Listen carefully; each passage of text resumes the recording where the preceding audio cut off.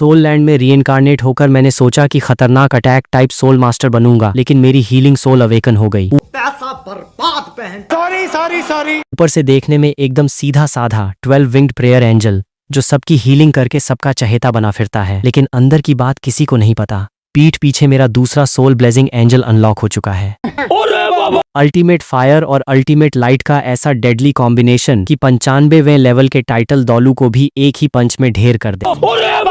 उधर तांग सान झाओ वुजी के सामने अपने छुपे हुए तीरों का रौब झाड़ने में लगा था। मैं पेड़ से टिके टिके उबासियां ले रहा था और उल्टे हाथ में 95वें लेवल के टाइटल दौलू को समन करने वाली कठपुतली दबा रखी थी। अंधेरे में दुबका बैठा तांग हाओ मुझे घूरे जा रहा था। सोच रहा था कि मैं तो बिना किसी कॉम्बैट पावर का लल्लू सा सपोर्टर हूँ। मुझे इन ड्रामेबाजों से बात करने का कोई शौक नहीं था। जैसे ही हॉस्टल जाने के लिए मुड़ा, पीछे से झाओ वुजी की चिल्लाने की आवाज आई। मैं उसके सामने जाकर ठीक से खड़ा भी नहीं हुआ था कि वह रोने लगा। भाई जल्दी हील कर, दर्द से जान निकल रही है। मैंने बिना किसी नखरे के सोल एक्टिवेट करने की सोची ही थी कि तभी निंग रोंग फुदकती हुई पास आ गई। अरे तभी कहूँ आपका ऑरा इतना प्योर क्यों है? आप तो हीलिंग मास्टर निकले। अभी उसकी चुड़ैल वाली असली साइड बाहर नहीं आई थी। नए लोगों से बस मीठी मीठी बातें कर रही थी। मुझे हैंडसम देखकर खुद ही बात शुरू कर दी। आंखों में हल्की सी चुलबुलाहट थी। मैंने मुस्कुराकर सिर हिलाया। हाँ, तुम्हें हीलिंग चाहिए क्या? मेरी सोल स्किल से एनर्जी भी रिचार्ज हो जाती है। अरे बिल्कुल बिल्कुल, दिखाओ तो सही आपकी स्किल काम कैसे करती है। रोंगरोंग खुशी से उछल पड़ी। मैंने सोल पावर फ्लो की और 6 जोड़ी दूधिया पंख अचानक खुल गए। हवा में ऐसा बवंडर उठा कि सबके बाल उड़ने लगे। धूल से बचने के लिए सबने हाथ आगे कर लिए। जब हाथ हटाए तो मेरा सोल ट्रांसफॉर्मेशन पूरा हो चुका था। धूप में चमकते 12 पंख पूरे मैदान को पावन बना रहे थे। सुनहरे बाल और गोल्डन ऑरा लिए मैं हवा में तैर रहा था। नीचे खड़े लोगों को ऐसे देख रहा था जैसे कोई भगवान दुनिया के सारे दुख हरने उतरा हो। वाओ, ये कौन सा सोल है? कितना सुंदर है। रोंगरोंग की आंखें तारों जैसी चमक उठी। तभी तांग सान की नजर मेरे पैरों से उठती सोल रिंग्स पर पड़ी और उसके तो तोते उड़ गए। क्या 4000 ईयर सोल रिंग्स? ये कैसे पॉसिबल है? तुम्हारी सारी रिंग्स पर्पल क्यों हैं? मेरे टीचर ने साफ कहा था कि पहली रिंग की मैक्सिमम लिमिट 423 साल होती है। तुमने ये रूल कैसे तोड़ा? मैंने नीचे उसकी तरफ देखा। 423 साल? मैंने बस ये नंबर दोहराया और हल्की सी हंसी छूट गई। हवा में तैरते हुए वैसे ही मेरा भारी दबदबा था और मेरी ये हंसी तांग सान को अपनी सीधी बेइज्जती लगी। हंस क्यों रहे हो तुम? तांग सान का गुस्सा 7वें आसमान पर पहुंच गया। उसने आंखें तरेर कर पूछा। मैंने हल्का सा सिर हिलाया और बस 2 लफ्ज फेंके, कुछ नहीं। इसके बाद उसे पूरी तरह इग्नोर मार दिया। आंखें मूंद कर सीने पर हाथ जोड़े और प्रेयर पोज में आ गया। First soul skill sacred light healing. हल्के सुनहरे रंग के सोल पावर ग्लोब्स हवा में चमके और सटीक निशाने के साथ सबके अंदर समा गए। पलक झपकाते ही सब पर गोल्डन लाइट छा गई। झाओ वुजी के जख्म जादू की तरह भरने लगे और मसल्स में फंसे ड्रैगन विस्कर नीडल्स अपने आप बाहर छिटक गए। निंग रोंगरोंग और झू झूचिंग घायल नहीं थीं, पर सुकून भरी गर्माहट ने उन्हें भी घेर लिया। उफ, रोंगरोंग ने मुंह पर हाथ रखकर धीमी सी आह भरी। उसके गाल लाल पड़ गए। इतना वार्म, इतना रिलैक्सिंग, ये स्किल तो 9 स्टार बेगोनिया से भी तगड़ी है। ये बंदा आखिर है क्या? झू झूचिंग की आंखें भी चमक उठी। स्टार लुओ से हेवन डॉ तक भागते हुए जो थकान और अंदरूनी चोटें जमा हुई थीं, सब छू मंतर हो गईं। पूरा बदन हल्का हो गया। यहाँ तक कि तांग सान के चेहरे का गुस्सा भी कुछ पलों के लिए ढीला पड़ गया। चारों तरफ सन्नाटा छा गया। किसी के मुंह से आवाज नहीं निकल रही थी। काफी देर बाद मैं आराम से जमीन पर उतरा। सब ठीक हो तो थोड़ा रेस्ट कर लो, फिर तुम्हें हॉस्टल का रास्ता दिखाता हूँ। रोंगरोंग और झू झूचिंग अभी भी उस सुकून में डूबी थीं। हीलिंग अचानक रुकने पर दोनों के चेहरों पर अधूरापन सा दिखा। मैंने उनके एक्सप्रेशंस ताड़ लिए और मन ही मन मुस्कुरा दिया। रुको शाओवू, अभी तक क्यों नहीं जागी? तांग सान अचानक सामने आ धमका। उसके चेहरे पर वही पुरानी बदतमीजी लौट आई। और तुमने ये भी नहीं बताया कि तुम्हारी सारी रिंग्स पर्पल क्यों हैं? मेरी भ्रिकुटी तन गई। बेहोश शाओवू पर एक नजर डाली और फिर तांग सान को देखा। उसकी मेंटल पावर बैकफायर हुई है। इसका उसकी बॉडी से कोई लेना देना नहीं। और दूसरी बात, मैं तेरे सवालों के जवाब देने के लिए बाध्य नहीं हूँ। मेरा टोन एकदम फ्लैट था। मैं बिना बात का पंगा नहीं लेना चाहता था, क्योंकि तांग हाओ पास ही अंधेरे में छुपा बैठा था। एंजल सोल के साथ मैं पहले ही सबकी नजरों में था। तांग सान को ज्यादा रगड़ता तो शायद उसका बाप बाहर कूद पड़ता, लेकिन तांग सान को लगा कि मैं जानबूझकर उसे और शाओवू को नीचा दिखा रहा हूँ। मेरी बात में इतना लॉजिक था कि वो पलटकर कुछ बोल नहीं पाया। काफी देर झेंपने के बाद चिढ़कर बड़बड़ाया, अबे तू तो बस एक हीलर है, इतना चौड़ा किस बात पे हो रहा है? ये सुनते ही मेरा चेहरा सख्त हो गया। हीलर? चौड़ा हो रहा हूँ? माना कि तांग सान की जल भुन गई थी और वह बौखलाहट में बकवास कर रहा था, पर उसकी बात मेरे चुभ गई। सच में एक ट्रांसमिग्रेटर होने के नाते इस चिंदी चोर के साथ मेरी दुश्मनी पक्की थी। पहले मैं बस मजे मजे में तांग सान को पेलने की बातें सोचता था, पर आज पहली ही मुलाकात में बिना किसी उकसावे के उसने मुझे अपना जानी दुश्मन मान लिया था। शायद इस दुनिया में मेरा मकसद ही यही है। मैंने तांग सान को अपना असली दुश्मन मान लिया। बिना कुछ कहे बस उसे देखा। मेरी आंखों की नरमी पूरी तरह गायब हो चुकी थी वहां सिर्फ खुली नफरत और हिकारत थी। ये किस तरह देख रहे हो मुझे? तांग सान मेरे उस लुक से बुरी तरह भड़क गया। तेरा नाम लिनयान है ना? जब से सवाल पूछा है तब से ऐसे औकात दिखाने वाली नजरों से घूर रहा है। 4 रिंग्स वाला सोल सेक्ट लीडर बन गया तो खुद को तोप समझने लगा क्या? बैटल ग्राउंड में अगर हम वॉर मास्टर्स तुझे प्रोटेक्ट न करें तो तेरी टके की वैल्यू नहीं है। मेरे होठों पर एक ठंडी मुस्कान आ गई। जब दुश्मन बनना तय ही है तो फिर डर किसका? मेरे पास 95वें लेवल का टाइटल दौलू पपेट था, साथ में झाओ वुजी और फ्लेंडर जैसे 2 सोल सेंट्स भी मौजूद थे। चोटिल तांग हाउ सामने आ भी जाता तो भी मुझे रत्ती भर फर्क नहीं पड़ता। मैंने एक कदम आगे बढ़ाया और पपेट रिलीज करने ही वाला था कि तभी साइड से एक तीखी आवाज गूंजी। तांग सान, बहुत हुआ तुम्हारा ड्रामा। निंग रोंगरोंग गुस्से में पैर पटकती हुई दोनों के बीच आ गई और सीधे तांग सान की नाक के सामने उंगली तान दी और उसकी नाक पर उंगली रखकर दहाड़ी, अरे हम सपोर्ट सोल मास्टर्स के बिना तुम वॉर मास्टर्स की औकात ही क्या है? मैंने पहली बार किसी वॉर मास्टर को सपोर्ट मास्टर को फालतू बोलते देखा है। खुद को 30 मार खा समझना बंद करो। सोल मास्टर का रोल तक समझ नहीं आता और यहाँ भौंकने चले आए। मैं वो तांग सान की सिट्टी पिट्टी गुम हो गई। मुंह खुला का खुला रह गया पर कोई शब्द नहीं निकला। आखिर में बेइज्जत होकर मुंह बंद करने में ही भलाई समझी, लेकिन रोंगरोंग कहाँ रुकने वाली थी। सोचा था आम इंसान बनकर तुम लोगों से तमीज से पेश आऊंगी, पर बदले में मिली हेकड़ी। अब कोई शरीफ बनने का नाटक नहीं। सुन लो सब, मैं 7 ट्रेजर ग्लेज्ड टाइल सेक्ट की लिटिल प्रिंसेस हूँ। कर दिया मैंने पर्दाफाश। उसकी असली शैतान चुड़ैल वाली साइड पूरी तरह बाहर आ चुकी थी। 2 कदम चलकर मेरे पास आई, सीधा मेरा हाथ पकड़ा और तांग सान को घूरते हुए बोली, तांग सान, तुझे लगता है तेरा ब्लू सिल्वर ग्रास कोई तोप चीज है? लिनयान की पहली सोल स्किल का असर तेरे से लाख गुना बेहतर है। किस मुंह से उस पर चिल्ला रहा था तू? जोकर कहीं का। वॉर में हीलिंग मास्टर की क्या वैल्यू होती है पता भी है? किस दम पर बराबरी करने चला था उससे?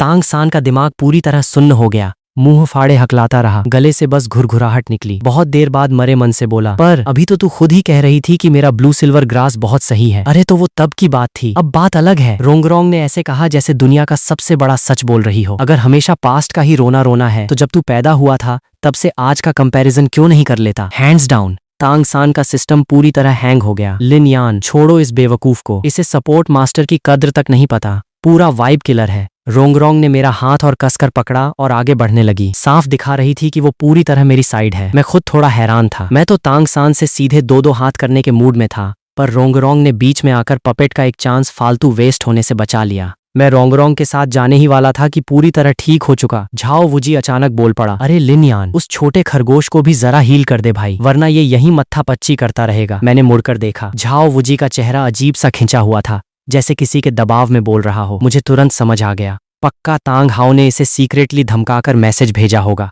चलो ठीक है, second soul skill, calming soul prayer. अरे वाह, आप मेंटल पावर का डैमेज भी ठीक कर सकते हो। ये सोल तो गजब है यार। आपकी बाकी 2 स्किल्स क्या करती हैं? आगे चलकर पता चल जाएगा। मैंने बात टाल दी। मेरी तीसरी और चौथी स्किल शील्ड प्लस हीलिंग और नेगेटिव इफेक्ट्स को प्यूरिफाई करने की थी। थोड़ा सस्पेंस बना रहना चाहिए। मैंने देखा कि शाओ वू अभी भी पूरी तरह होश में नहीं आई थी, तो स्टैमिना वापस लाने के लिए अपनी पहली स्किल सेक्रेड लाइट हीलिंग भी मार दी। पर बॉडी और मेंटल दोनों एनर्जी का डबल डोज मिलते ही शाओ वू की भ्रिकुटी कस गई, जिस्म अकड़ गया और हाथ पैर ऐसे भिंच गए जैसे किसी मीठे एहसास को रोकने की बेबस कोशिश कर रही हो। उफ, इतना सुकून। क्या ये कोई सपना है? पक्का सपना ही होगा, और अगर सपना है तो फिर शाम ढल चुकी थी। डूबते सूरज की लाली ने पूरे आसमान को लाल कर दिया था। ठंडी हवा चल रही थी और परिंदे लौट रहे थे। सब इस सुकून के पल का मजा ले रहे थे। तभी एकेडमी के पिछले पहाड़ से चीखने चिल्लाने की आवाजें आने लगी। भाई मेरी बात तो सुनो, मुझे सच में लगा कि मैं कोई सपना देख रही थी। चुप रह, मैंने कहा ना, बिल्कुल बकवास बंद कर। श्रेक एकेडमी थी ही कितनी सी। पिछला पहाड़ हॉस्टल से बस 50 मीटर दूर था। दोनों का कलेश सबको साफ साफ सुनाई दे रहा था। लड़कियों के कमरे में बैठी निंग, रोंगरोंग और झू झूचिंग ने एक दूसरे को देखा। दोनों की आंखों में जलन और हसरत साफ दिख रही थी। उधर लड़कों के कमरे में दाई मुबाई, माँ होंगजुन और ऑस्कर तीनों एक साथ मेरी तरफ मुड़े। दाई मुबाई बोला, भाई तेरे हिसाब से तूने सिर्फ तांग सान से पंगा ही नहीं लिया, बल्कि उसकी बंदी को नींद में ही मजे दिला दिए। माँ होंगजुन ने माथा पीटा, भाई तू तो गया, दुश्मनी पक्की हो गई तुम्हारी, अब संभल के रहियो। ऑस्कर ने ठंडी सांस भरी, यार हम सपोर्ट मास्टर्स का दर्द कोई नहीं समझता। बंदे को ठीक करने जाओ तो भी आफत। ये तो सीधे मेडिकल ड्रामा बन गया। तीनों अपनी अपनी हाँकने लगे। कोई मजे ले रहा था तो कोई हमदर्दी दिखा रहा था। मैं चुप रहा। 3 साल पहले जब मैं दुनिया घूमते हुए लोगों को हील कर रहा था, तब फ्लेंडर मुझे जबरदस्ती पकड़कर श्रेक ले आया था। इन सालों में दाई मुबाई और माँ होंगजुन को न जाने कितनी बार हील किया, पर इन दोनों से मिलने वाली बिलीफ एनर्जी इतनी कम थी कि पूछो मत। किसी आम इंसान को ठीक करो तो 0.1 लेवल सोल पावर बढ़ती थी, पर इन दोनों को हील करने पर मुश्किल से 0.01 लेवल। ये लोग तो मेरी हीलिंग को अपना हक समझ बैठे थे, कोई थैंकफुलनेस नहीं थी। मुझे रत्ती भर फर्क नहीं पड़ता था। मैंने बहुत कैजुअल होकर कहा, मैंने शुरू से लेकर अब तक कुछ गलत नहीं किया। तांग सान को जो उखाड़ना है उखाड़ ले, मैं अपने दम पर साफ हूँ, किसी से डरने की जरूरत नहीं। माँ होंगजुन ने ज्ञान पेलने वाला चेहरा बनाया। अरे मेरे भाई, वो वॉर मास्टर है, तेरा साफ दिल किस काम का? मैंने सुना है वो बड़े घटिया पैंतरे आजमाता है। झाओ सर तक उसके चक्कर में पिस गए थे। तू तो अपनी सलामती की दुआ ही मांग।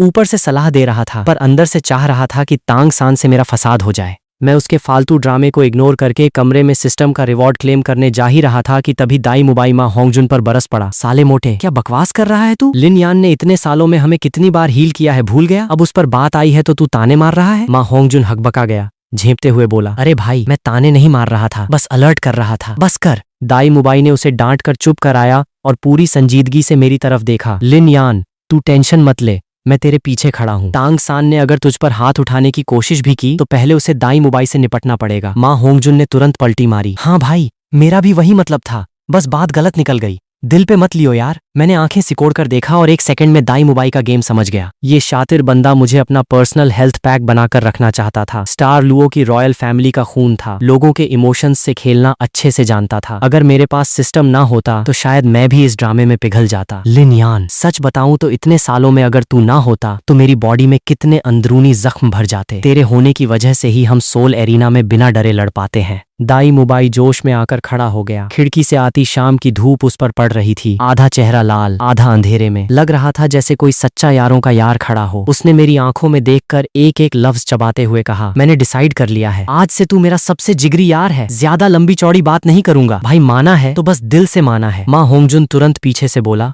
बॉस दाई, मुझे भी गिन लो। ऑस्कर ने भी सिर हिलाया। हाँ भाई, मैं भी। मैंने दाई मुबाई की इस झूठी एक्टिंग और माँ होंगजुन व ऑस्कर के उस ब्लैंक चेहरे को देखा और मेरी हंसी छूट गई। दाई मुबाई को लगा कि मैं इमोशनल होकर मुस्कुरा रहा हूँ, जबकि अंदर से मुझे उसकी इस नौटंकी पर सिर्फ तरस आ रहा था। पर चलो, इन लोगों की फिरकी लेने में भी अपना अलग ही मजा था। मैं उठ खड़ा हुआ, तीनों के मिले हुए हाथों पर अपना हाथ रखा और फुल इमोशनल ड्रामा करते हुए बोला, भाई माना है तो बस दिल से माना है। आधी रात को पूरी एकेडमी में सन्नाटा पसर चुका था। मैं अपने उस प्राइवेट कमरे में लौट आया जो मैंने गांव वालों को पैसे देकर अलग से बनवाया था। रात को स्पेशल दवाइयां लेने का सीक्रेट लीक न हो जाए, इसलिए मैं शेयर्ड हॉस्टल में नहीं रहता था। कमरा छोटा था पर एकदम चकाचक, और उसमें मेरी पिछली जिंदगी की यादों वाले कुछ जुगाड़ भी रखे थे, जैसे बर्फ रखने वाला थर्मस और गर्म पानी की थैली। चांद की रोशनी बिस्तर पर बिखर रही थी। मैंने गहरी सांस ली, सिस्टम पैनल खोला और मेरे होठों पर एक तीखी मुस्कान तैर गई। पहले फ्लेंडर मुझे बिना कॉम्बैट पावर का समझकर जबरदस्ती श्रेक में कैद कर लिया था। दाई मुबाई और उसके चमचे मुझे मुफ्त का टूल समझकर इस्तेमाल करते रहे, और आज पहली ही मुलाकात में तांग सान ने मुझे अपना दुश्मन बना लिया, सिर्फ इसलिए कि इन सबको लगता था कि मैं बस एक लाचार हीलिंग मास्टर हूँ। पर अब पूरा गेम पलटने वाला था। सामने तैरती नीली लाइट वाली स्क्रीन पर मेरी नजरें टिक गईं, आंखों में एक कातिलाना चमक थी। क्या आप अभी चॉइस अनलॉक करना चाहते हैं?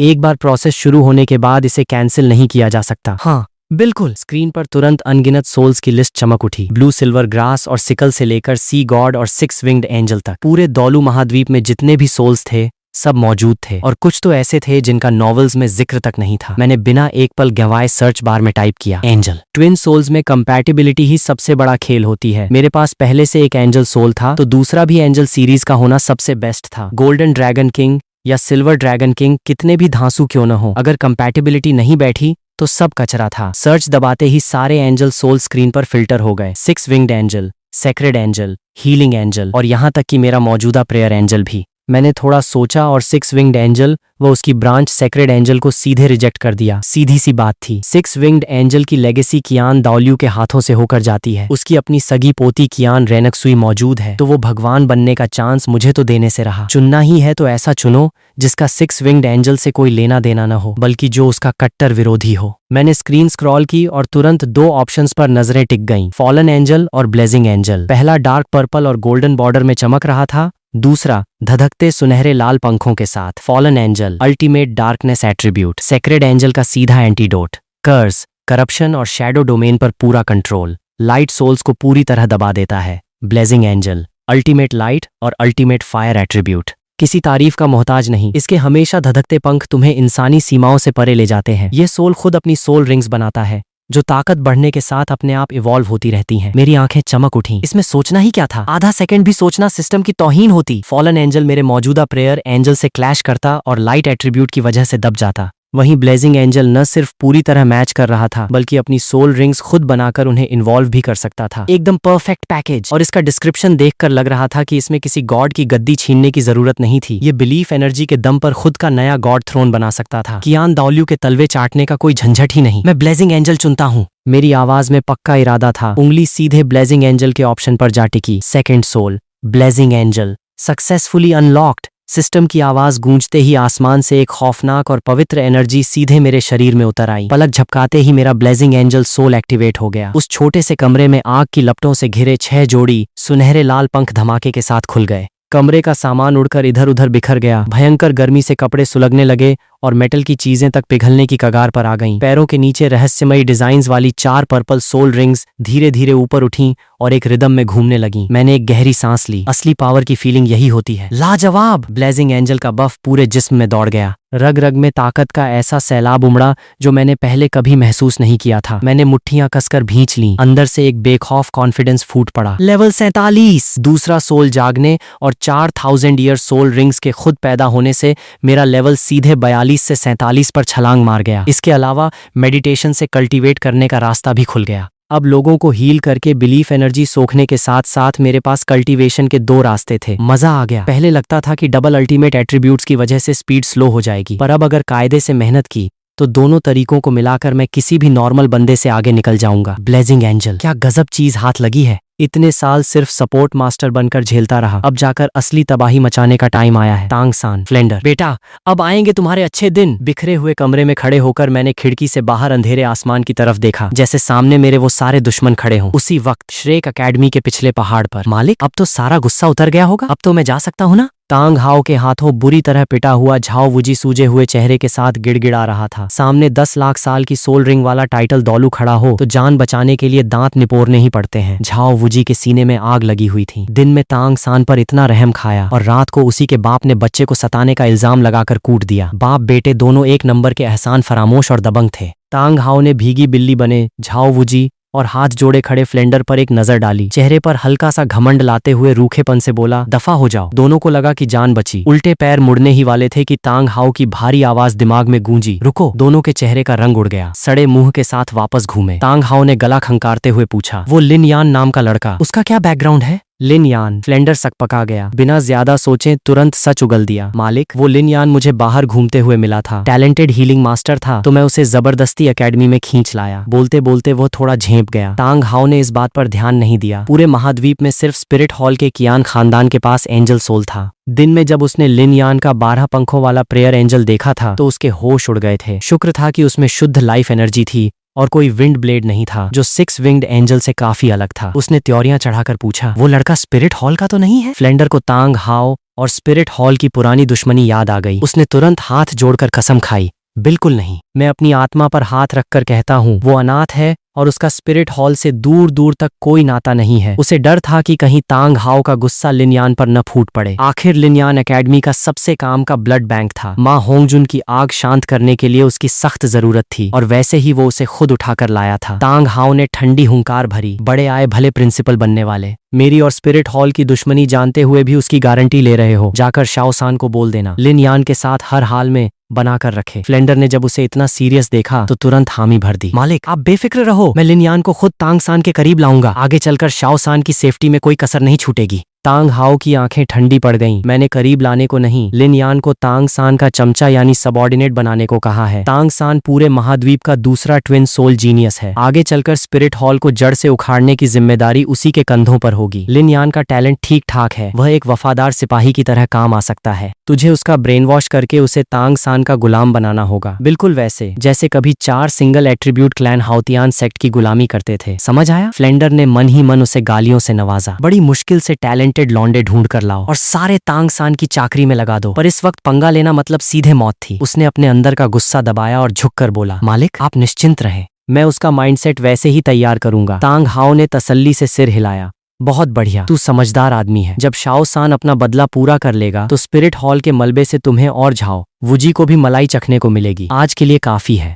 याद रखना शाओ सान पर कोई आंच नहीं आनी चाहिए। जी मालिक, बिल्कुल। अगले पूरे दिन मैं अपने कमरे में बंद रहकर नए सोल और सिस्टम के क्राफ्टिंग बेंच को खंगालता रहा। शाम होते होते मुझे अपनी नई पावर्स का पूरा अंदाजा हो चुका था। ब्लेजिंग एंजल एक अटैक टाइप सोल था जिसमें अल्टीमेट लाइट, अल्टीमेट फायर और सेक्रेड, ये 3 धांसू एट्रीब्यूट्स थे। 4000 ईयर रिंग्स की स्किल्स कुछ ऐसी थीं। पहली skill holy sword, soul power से बनी तलवार से सीधा मुकाबला। दूसरी स्किल सेक्रेड लाइट ब्लेसिंग, लगातार सोल पावर खर्च करके अटैक, डिफेंस और स्पीड में 100% का सीधा बफ। द तीसरी स्किल फ्लेम लाइट एग्जीक्यूशन, दुश्मन को मार्क करके आग और रोशनी का पिंजरा बनाना जो डैमेज और कंट्रोल दोनों देता था। चौथी स्किल ब्लेजिंग जजमेंट, दुश्मन के पैरों तले बड़ा सा लाइट सर्कल बनाकर जबरदस्त ब्लास्ट करना। प्रेयर एंजल की तरह ही 50वें लेवल पर पहुंचते ही ये रिंग्स अपने आप 10,000 ईयर ब्लैक में बदल जाएंगी और स्किल्स की पावर बढ़ जाएंगी। बस फर्क इतना था कि प्रेयर एंजल की पहली 2 रिंग्स 100 ईयर थीं, जो लोगों की बिलीफ एनर्जी सोखकर पर्पल बनी थीं। मुझे अभी पक्का नहीं पता था कि ब्लेजिंग एंजल की रिंग्स भी उसी तरह अपग्रेड होंगी या नहीं। रही बात सोल टूल क्राफ्टिंग बेंच की, बस मटेरियल डालो और स्क्रीन पर वो सारे टूल्स दिखने लगते थे जो बन सकते थे, या फिर सीधा नाम सर्च करके मटेरियल डालो और फिनिश्ड प्रोडक्ट बाहर। तांग सान के हाथ से घिस घिस कर हथियार बनाने से लाख गुना आसान। बस एक पंगा था, हाई लेवल टूल्स बनाने के लिए पहले लो लेवल टूल्स बनाकर प्रोफिशिएंसी बढ़ानी पड़ती थी। धत्त तेरे की, सोल पिस्टल बनाने के लिए लेवल 2 प्रोफिशिएंसी चाहिए, मतलब पहले ढेर सारा रेयर मेटल जुगाड़ना पड़ेगा। सिस्टम स्क्रीन पर एरर देखकर मैंने चिढ़कर सिर खुजलाया। लो लेवल टूल्स से प्रोफिशिएंसी ग्राइंड करने के लिए बहुत सारा रेयर मेटल चाहिए था। जेब में पैसा हो तब भी मंगाने में 1-2 हफ्ते लग जाते। मेरा बड़ा मन था कि जल्दी से एक हाथ वाली तोप बनाकर मजे लूं। अरे हाँ, तांग सान साले ने नोटिंग एकेडमी में इतने साल गुजारे हैं, पक्का उसने रेयर मेटल्स का बड़ा जखीरा दबा रखा होगा। अगर उसका पूरा माल ही उड़ा लूं तो। लिनियान, अरे ओ भाई, हम बैटल एरिना जा रहे हैं, तू चलेगा क्या? बाहर से माँ होंगजुन की चीख सुनाई दी। हाँ आ रहा हूँ, 2 मिनट रुक। मैंने सिस्टम पैनल बंद किया और कमरे से बाहर निकला। दरवाजा खोलते ही देखा कि निंग रोंग रोंग रोती हुई लड़कियों के हॉस्टल की तरफ भागी जा रही थी। मैंने माँ होंगजुन की तरफ मुड़कर पूछा, इसे क्या हुआ भाई?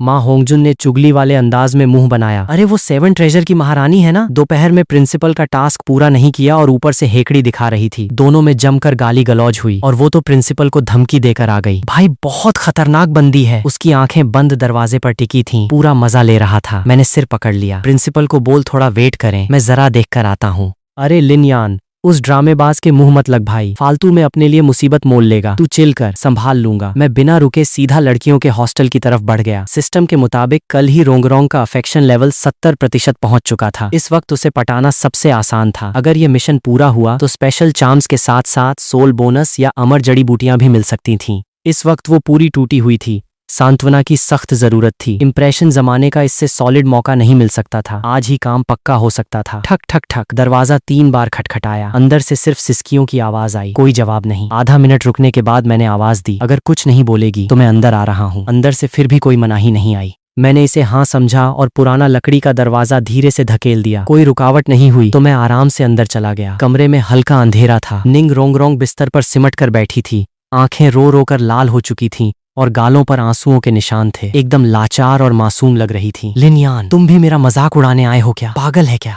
बिल्कुल नहीं। जब देखा कि वह गुस्सा नहीं कर रही तो मैंने कुर्सी खींची और उसके सामने बैठ गया। आवाज एकदम सॉफ्ट करते हुए बोला, कल तूने तांग सान के सामने खड़े होकर मेरा साथ दिया था। हम दोस्त हैं तो बस तेरा हाल चाल पूछने आ गया। दोस्त? रोंग रोंग की पलकें झपकी। पक्का फ्लेंडर ने दोस्ती के नाम पर ही उसे जलील किया होगा। मेरे चेहरे पर हल्की सी मुस्कान आ गई। फ्लेंडर बुढ़ापे में भी वही माइंड गेम्स खेल रहा था। ओरिजिनल स्टोरी में रोंग रोंग को इमोशनली तोड़कर श्रेक का टूल बना दिया गया था। इतनी बड़ी प्रिंसेस होते हुए भी आखिर में अपने ही परिवार को नहीं बचा पाई। चाहे सिस्टम के रिवॉर्ड्स के लिए हो या तांग सान की लंका लगाने के लिए, रोंग रोंग को अपनी साइड खींचना मेरे लिए बहुत जरूरी था। मैंने उसकी चमकती आंखों में देखा और मुस्कुराते हुए कहा, वैसे मुझे लड़कियों को चुप कराना ठीक से आता नहीं, तो क्या तू ऐसा मान सकती है कि मैंने बहुत सारी अच्छी अच्छी बातें बोलकर तुझे समझा दिया है और अब तेरा मूड एकदम चकाचक हो गया है? रोंग रोंग भौचक्की रह गई। उसे लगा उसने गलत सुन लिया। मुझे इतना सीरियस देखकर वो और कंफ्यूज हो गई और उसने वही लाइन धीरे से खुद दोहराई। मैं अपनी हंसी रोक नहीं पाया। हाँ, बस तेरा ध्यान भटकाना चाह रहा था। बता, अब थोड़ा हल्का लग रहा है या नहीं? रोंग रोंग मेरे गोरे हैंडसम चेहरे और उस खिली हुई स्माइल को देखती ही रह गई। उसकी दिल की धड़कन 1 सेकंड के लिए मिस हो गई। वैसे तो मैं हमेशा सोल एक्टिवेट करके नहीं रखता था, पर सुनहरे बाल और चमकीली आंखें मुझे एक डिवाइन लुक देती थीं और इस कमजोर घड़ी में यह सीधा उसके दिल पर लगा। उसे सुन्न खड़ा देखकर मैंने ही बात आगे बढ़ाई। चल अब बहुत हुआ। 7 ट्रेजर की छोटी प्रिंसेस किसी ऐरे गहरे की बातों में आकर खुद पर शक करने लगे। ये शोभा नहीं देता। चल, मैं तेरी थकान और मेंटल स्ट्रेस दूर कर देता हूँ। मैंने अपना प्रेयर एंजल एक्टिवेट किया। 12 पंख खुलते ही पूरा कमरा सुनहरी रोशनी से जगमगा उठा। First soul skill sacred light healing, second soul skill, calming soul prayer. पवित्र रोशनी ने कमरे के अंधेरे के साथ साथ रोंगरोंग के दिल का सारा दर्द भी मिटा दिया। हवा में तैरते हुए मेरे पंखों को देखकर रोंगरोंग से अब और कंट्रोल नहीं हुआ। वह सीधे आगे बढ़ी और लिपटकर मुझे गले लगा लिया। Thank you so much. उफ, फ्लेंडर ने कहा कि मुझे कभी कोई सच्चा दोस्त नहीं मिलेगा और बाकी सब भी मुझे अजीब नजरों से घूर रहे थे। डिंग निंग रोंगरोंग का अफेक्शन लेवल 99%,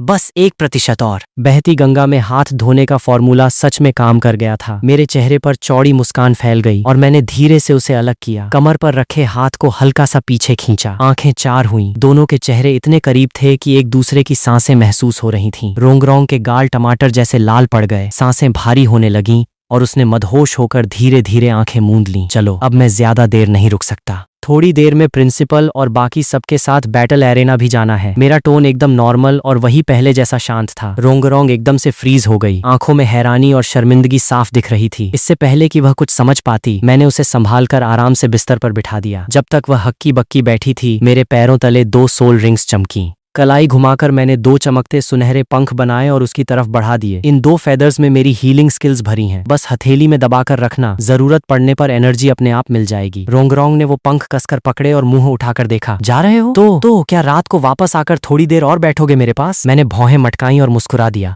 हाँ बिल्कुल, क्यों नहीं। जब भी मूड ऑफ हो आकर बात कर सकती हो। मैं सुनने के लिए हमेशा रेडी हूँ। Thank you so much. चलो फिर मैं निकलता हूँ, बाहर सब वेट कर रहे होंगे। Bye bye. जैसे ही मेरी परछाई दरवाजे से बाहर हुई, खट से दरवाजा बंद हो गया। रोंगरोंग ने हाथों में पंख दबाए, जलते गालों के साथ मन ही मन मुझे कोसा। कमीना कहीं का। इस मिस रोंगरोंग ने इतना क्लियर हिंट दे दिया, फिर भी बंदा आगे नहीं बढ़ा। उफ, काश ये वॉर मास्टर होता। खैर, नहीं भी है तो क्या फर्क पड़ता है। डैड और दोनों दादाजी मुझे इतना लाड़ प्यार करते हैं, ज्यादा से ज्यादा क्या होगा। मैं इसे अपने छोटे नवाब की तरह पाल लूंगी। दूसरी तरफ मैं फ्लेंडर और बाकी लड़कों से मिला और हम सब सोटो ग्रेट बैटल अरीना के लिए निकल पड़े। दिमाग में अभी भी रोंगरोंग का वही चेहरा घूम रहा था। सच कहूं तो उस वक्त किस करने का पूरा मूड था, पर अभी भी 1% अफेक्शन बाकी था। बड़ी मछली फंसाने के लिए डोर लंबी छोड़नी पड़ती है। पहले उसकी उम्मीदों को पीक पर ले जाओ, फिर हाँ बोलो। 7 ट्रेजर सेक्ट के सख्त रूल्स भी इस बिगड़ैल शहजादी की जिद के आगे पानी भरेंगे। बैटल एरिना पहुंचकर बाकी सब रजिस्ट्रेशन के लिए भागे। मैंने अपने स्टोरेज टूल से एक पुरानी मेज, कुर्सी और टेबल क्लॉथ निकाला और मजे से रजिस्ट्रेशन काउंटर के बगल में अपनी दुकान सजा दी। काउंटर पर बैठी सुंदर रिसेप्शनिस्ट ने भी हाथ बंटा दिया। सेटअप होते ही टेबल क्लॉथ पर लिखे बड़े बड़े अक्षर चमकने लगे। All rounder healing soul master, बाहरी चोटों का इलाज, 5 गोल्ड सोल कॉइन्स प्रति बार, मेंटल पावर डैमेज का इलाज, 10 गोल्ड सोल कॉइन्स प्रति बार, गंभीर चोटों का इलाज, 100 गोल्ड सोल कॉइन्स प्रति बार। नोट, लेवल 30 से ऊपर वाले हर एक्स्ट्रा लेवल पर एक गोल्ड कॉइन अलग से लगेगा। तांग सान, शाओवू और झू झूचिंग तीनों के तोते उड़ गए। ये बंदा यहाँ क्या कर रहा है? बैटल एरिना में ठेला लगा रहा है? फ्लेंडर ने समझाते हुए कहा, ये हीलिंग मास्टर है, सीधे लड़ तो सकता नहीं। यहाँ स्टॉल लगाने से जेब भी भर जाती है और स्किल्स की प्रैक्टिस भी हो जाती है। उसे क्या पता था कि मेरी सोल पावर लोगों की बिलीफ एनर्जी से बढ़ती है। वो तो बस मुझे पैसे कमाने की मशीन समझ रहा था। मैं आराम से कुर्सी पर पसर कर बैठ गया। तांग सान ने अजीब नजरों से फ्लेंडर को देखा। आप लोगों को डर नहीं लगता कि इसे कोई चोट पहुंचा देगा? ये सिर्फ एक हीलर है, कॉम्बैट पावर 0 है इसकी। इसे यहाँ अकेला छोड़ना सेफ है क्या? ये सुनते ही सबने तांग सान को ऐसे देखा जैसे कोई जाहिल नमूना खड़ा हो। तांग सान खुद थोड़ा झेंप गया। दाई मुबाई एक कदम आगे बढ़ा। उसका 2 मीटर लंबा भारी भरकम शरीर सीधे तांग सान पर हावी हो गया। तेरी सोच बड़ी खतरनाक है भाई। तांग सान की आंखें फटी। क्या मतलब? दाई मुबाई ने आंखें सिकोड़कर उसे ऊपर से नीचे तक नापा। सदियों से नियम है कि जंग में भी मेडिकल टीम पर हाथ नहीं उठाते। फिर ये तो जान बचाने वाला हीलिंग मास्टर है। पूरे सोल मास्टर वर्ल्ड का अनकहा कानून है ये। यहाँ तक कि डार्क सोल मास्टर्स भी हीलर पर हमला करने से पहले 100 बार सोचते हैं। तांग सान, तू ये सब बोलकर क्या साबित करना चाह रहा है? तेरा लिन यान को लेकर कोई उल्टा सीधा इरादा तो नहीं है? दाई मुबाई का टोन बर्फ की तरह ठंडा था। लिन यान उसका फिक्स किया हुआ स्ट्रैटेजिक एसेट था। उसके दम पर दाई मुबाई और झू झूचिंग के स्टार लुओ के तख्त पर बैठने के चांस बढ़ रहे थे। तो वो तांग सान को कोई नौटंकी कैसे करने देता? तांग सान बुरी तरह हड़बड़ा गया। अरे मेरा वो मतलब नहीं था, मैं तो बस इसकी सेफ्टी को लेकर कंसर्न था। उसकी पिछली दुनिया के तांग सेक्ट का रूल था, सबसे पहले दुश्मन के डॉक्टर को टपकाओ। पर यह फंडा दौलू महाद्वीप के उसूलों के बिल्कुल उलट था, इसलिए उसकी बात यहाँ सबको चुभ गई। आखिर में उसे बेइज्जत होकर माफी मांगनी पड़ी। दाई मुबाई ने उसे घूरते हुए चेतावनी दी, तेरा कोई गंदा इरादा न हो तो ही बेहतर है। तुझे साफ बता दूं, अगर तूने लिन यान पर हाथ उठाने की सोची भी तो हमारी तो छोड़, इस पूरे एरिना में जितने लोगों का उसने इलाज किया है ना, वही तुझे कच्चा चबा जाएंगे। तांग सान ने चुपचाप सिर झुका लिया। दाई मुबाई मेरी तरफ मुड़ा और उसकी आवाज एकदम मक्खन जैसी हो गई। लिन यान, तू आराम से यहाँ बैठ, कोई भी पंगा हो सीधा प्लेयर्स लाउंज में आ जाना, तेरे भाई लोग बैठे हैं पीछे। मैंने मुस्कुराकर सिर हिलाया। थैंक्स भाई, मुझे क्या दिक्कत होगी, तुम लोग दिल लगा के लड़ो, चोट वोट लगे तो आ जाना, मैं यहीं बैठा हूँ। मैं एकदम सीधा साधा मासूम गाय बन गया, जिससे बाकी लोगों के दिल में तांग सान के लिए नफरत और बढ़ गई। थोड़ी ही देर में सब रजिस्ट्रेशन कराकर अंदर चले गए। स्टॉल पर सिर्फ मैं और वो रिसेप्शनिस्ट मेंग कियान बचे। मेंग कियान दिखने में कमाल थी, कर्वी फिगर, पर्पल बालों की पोनीटेल और टाइट यूनिफॉर्म में उसका गोरा रंग और खिल रहा था। हम दोनों मजे से गप्पे मारने लगे और मेरी फनी बातों पर वह हंस हंस कर लोटपोट हो रही थी। कियान दीदी, एक पहेली बूझो। एक बार एक चिड़िया ने नदी किनारे तिनकों का घोंसला बनाया। हवा से घोंसला नदी में गिर गया। जलपरी ने सोने और चांदी का घोंसला दिखाकर पूछा कि उसका कौन सा है। ईमानदार चिड़िया ने क्या जवाब दिया होगा? मेंग कियान ने दिमाग पर जोर डाला। शायद ची ची ची। मैंने सिर हिलाया। अरे नहीं, हिंट देता हूँ। चिड़िया बहुत ईमानदार थी, उसे सिर्फ अपनी चीज चाहिए थी। तभी एक आदमी खून से लथपथ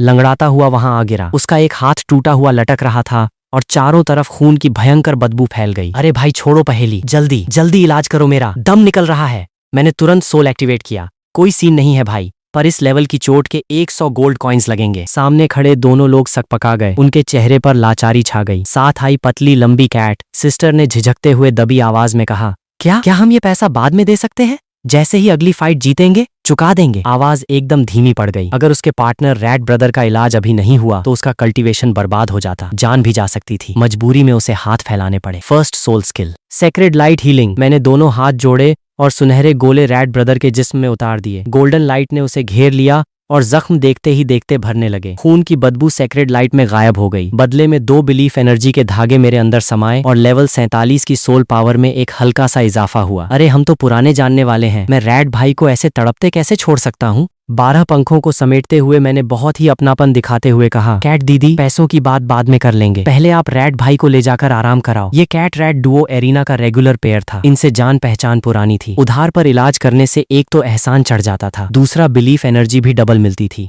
रैट भाई को बिल्कुल चंगा देखकर कैट सिस्टर खुशी के मारे बार बार झुककर शुक्रिया अदा करने लगी। थैंक यू सो मच लिनयान, आगे कभी भी हमारी जरूरत पड़े तो बस एक आवाज देना, तेरे लिए आग में भी कूद जाएंगे। मैंने नाक खुजलाई और 2 बार नजरें घुमाकर बात संभाली। अरे चिल करो, छोटी सी बात है, पैसे 3 दिन में जुगाड़ करके दे देना, और हाँ, अगर सच में कभी तुम्हारी जरूरत पड़ी तो मैं कोई संकोच नहीं करूंगा। रैट भाई की आंखों में गहरा एहसान था। भाई, ये कर्ज जिंदगी भर याद रहेगा। दोनों बार बार सिर झुकाकर शुक्रिया अदा करते हुए एक दूसरे का सहारा लेकर आगे बढ़ गए। मैं उनकी पीठ देखते हुए ठंडी सांस भरने लगा। हालत खस्ता है, फिर भी एरिना में उतरना है, मेहनत तो फुल है बंदों की। तभी अचानक मुझे याद आया, अरे कल तो इनका मैच शायद तांग सान और शाओवू के साथ है। इन दोनों मॉन्स्टर्स के सामने ये क्या ही जीतेंगे? मतलब मेरी फीस तो लटक गई लंबे टाइम के लिए। रुको जरा, दिमाग में बिजली कौंधी और मैंने तुरंत सिर उठाया। कैट दीदी जरा रुकना। मैंने लपक कर दोनों को पकड़ा और आवाज दी, कैट दी, सच कहूं तो मुझे तुम दोनों से एक छोटा सा काम है, थोड़ा पंगे वाला मामला है। मैंने झेंपते हुए सिर खुजलाया और जल्दी से बात जोड़ी, लेकिन टेंशन मत लो, काम हो गया तो फीस तो माफ होगी ही, ऊपर से मोटा माल अलग से दूंगा।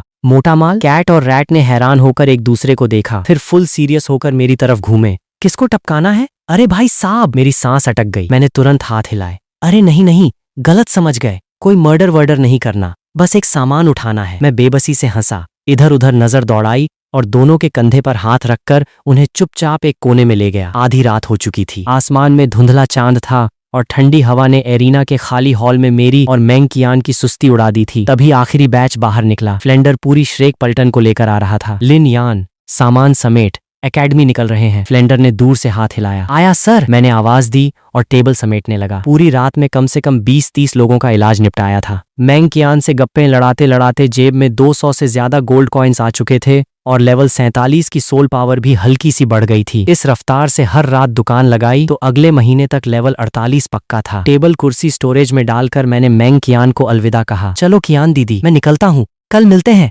जा रे नौटंकी, कल मिल। जब से मेंग कियान को उस पहेली का डबल मीनिंग जवाब पता चला था, उसका चेहरा लाल पड़ा हुआ था और अभी बातों बातों में खूब धक्का मुक्की भी हुई थी। पैसे कमाना, कल्टीवेशन बढ़ाना और साथ में सुंदर लड़की से फ्लर्ट करना, ये टैलेंट सिर्फ अपने पास ही हो सकता था। सब एरिना से बाहर निकले। ठंडी हवा ने बचा खुचा आलस भी झाड़ दिया। मैंने नॉर्मल बनते हुए पूछा, और भाई लोगों, कैसा रहा? किसी को चोट वोट तो नहीं लगी? माँ होंगजुन ने सीना फुलाया। अरे कोई सीन ही नहीं था, आज के ओपोनेंट्स एकदम नल्ले थे, 2 मिनट में धो दिया। फिर उसने अपनी बत्ती सी चमकाई और दाई मुबाई के कंधे पर हाथ रखकर बोला, बॉस दाई, फिर चलें? आज तो पार्टी बनेगी ना? हमेशा इस काम में आगे रहने वाले दाई मुबाई ने आज पासा ही पलट दिया। उसने झटके से माँ होंगजुन को परे धकेला। कहाँ चलें बे?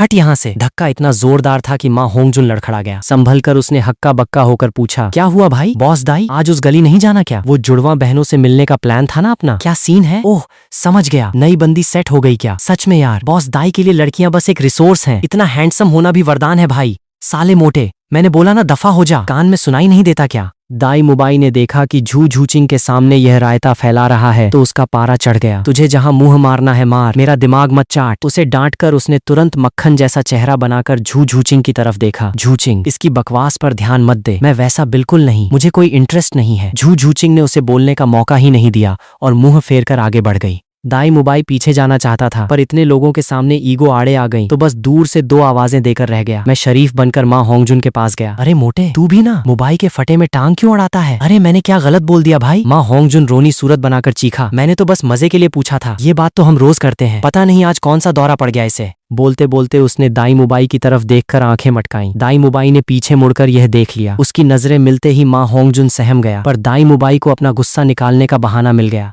साले, मैंने अभी तुझे मुंह बंद रखने को कहा था ना, समझ नहीं आती बात? अरे मैंने क्या कह दिया? बिना बात के क्यों भड़क रहे हो? बॉस हो तो क्या कोई लॉजिक ही नहीं रहेगा? लॉजिक चाहिए तुझे? तेरी खाल खींचता हूँ अभी। दोनों का झगड़ा बढ़ने लगा। झू झूचिंग के सामने पोपट होने और फिर उसके इग्नोर करने से दाई मुबाई का फ्रस्ट्रेशन पीक पर था, जो उसने माँ होंगजुन पर उतार दिया। माँ होंगजुन बिना बात फंसा था तो वह भी बिफर गया। फ्लेंडर अपने जो पंगे न ले, वो घंटा टैलेंटेड वाले फलसफे पर टिका साइड में खड़ा तमाशा देख रहा था। रोकने का कोई इरादा नहीं था। पूरा माहौल गर्म था कि तभी एक लंबी पतली औरत वहां से गुजरी। धक्का मुक्की में वह टकराकर सीधे तांग सान की बाहों में जा गिरी। तांग सान ने फुर्ती से उसकी कमर पकड़ ली। औरत ने जल्दी से खुद को संभाला और झुककर माफी मांगने लगी। सॉरी सॉरी, बहुत सॉरी। झुकते वक्त उसका क्लीवेज ऐसे हिला कि तांग सान ने जोर से थूक गटका। नजरें वहीं गड़ गईं, जब तक कि पीछे से शाओवू ने उसकी कमर पर जोर की चिकोटी नहीं काट ली। अरे कोई बात नहीं, आप जाओ। तांग सान ने हड़बड़ाकर मुंह फेरा, पर तब तक शाओवू गुस्से में पैर पटकते हुए झू झूचिंग के पीछे भाग चुकी थी। शाओवू, अरे सुन तो। वह पीछे भागना चाहता था पर नजरें फिर उस औरत की पीठ पर टिक गईं। जब तक वह अंधेरे में गायब नहीं हो गई, तांग सान आहें भरता रहा। मैंने यह पूरा तमाशा कोने से देखा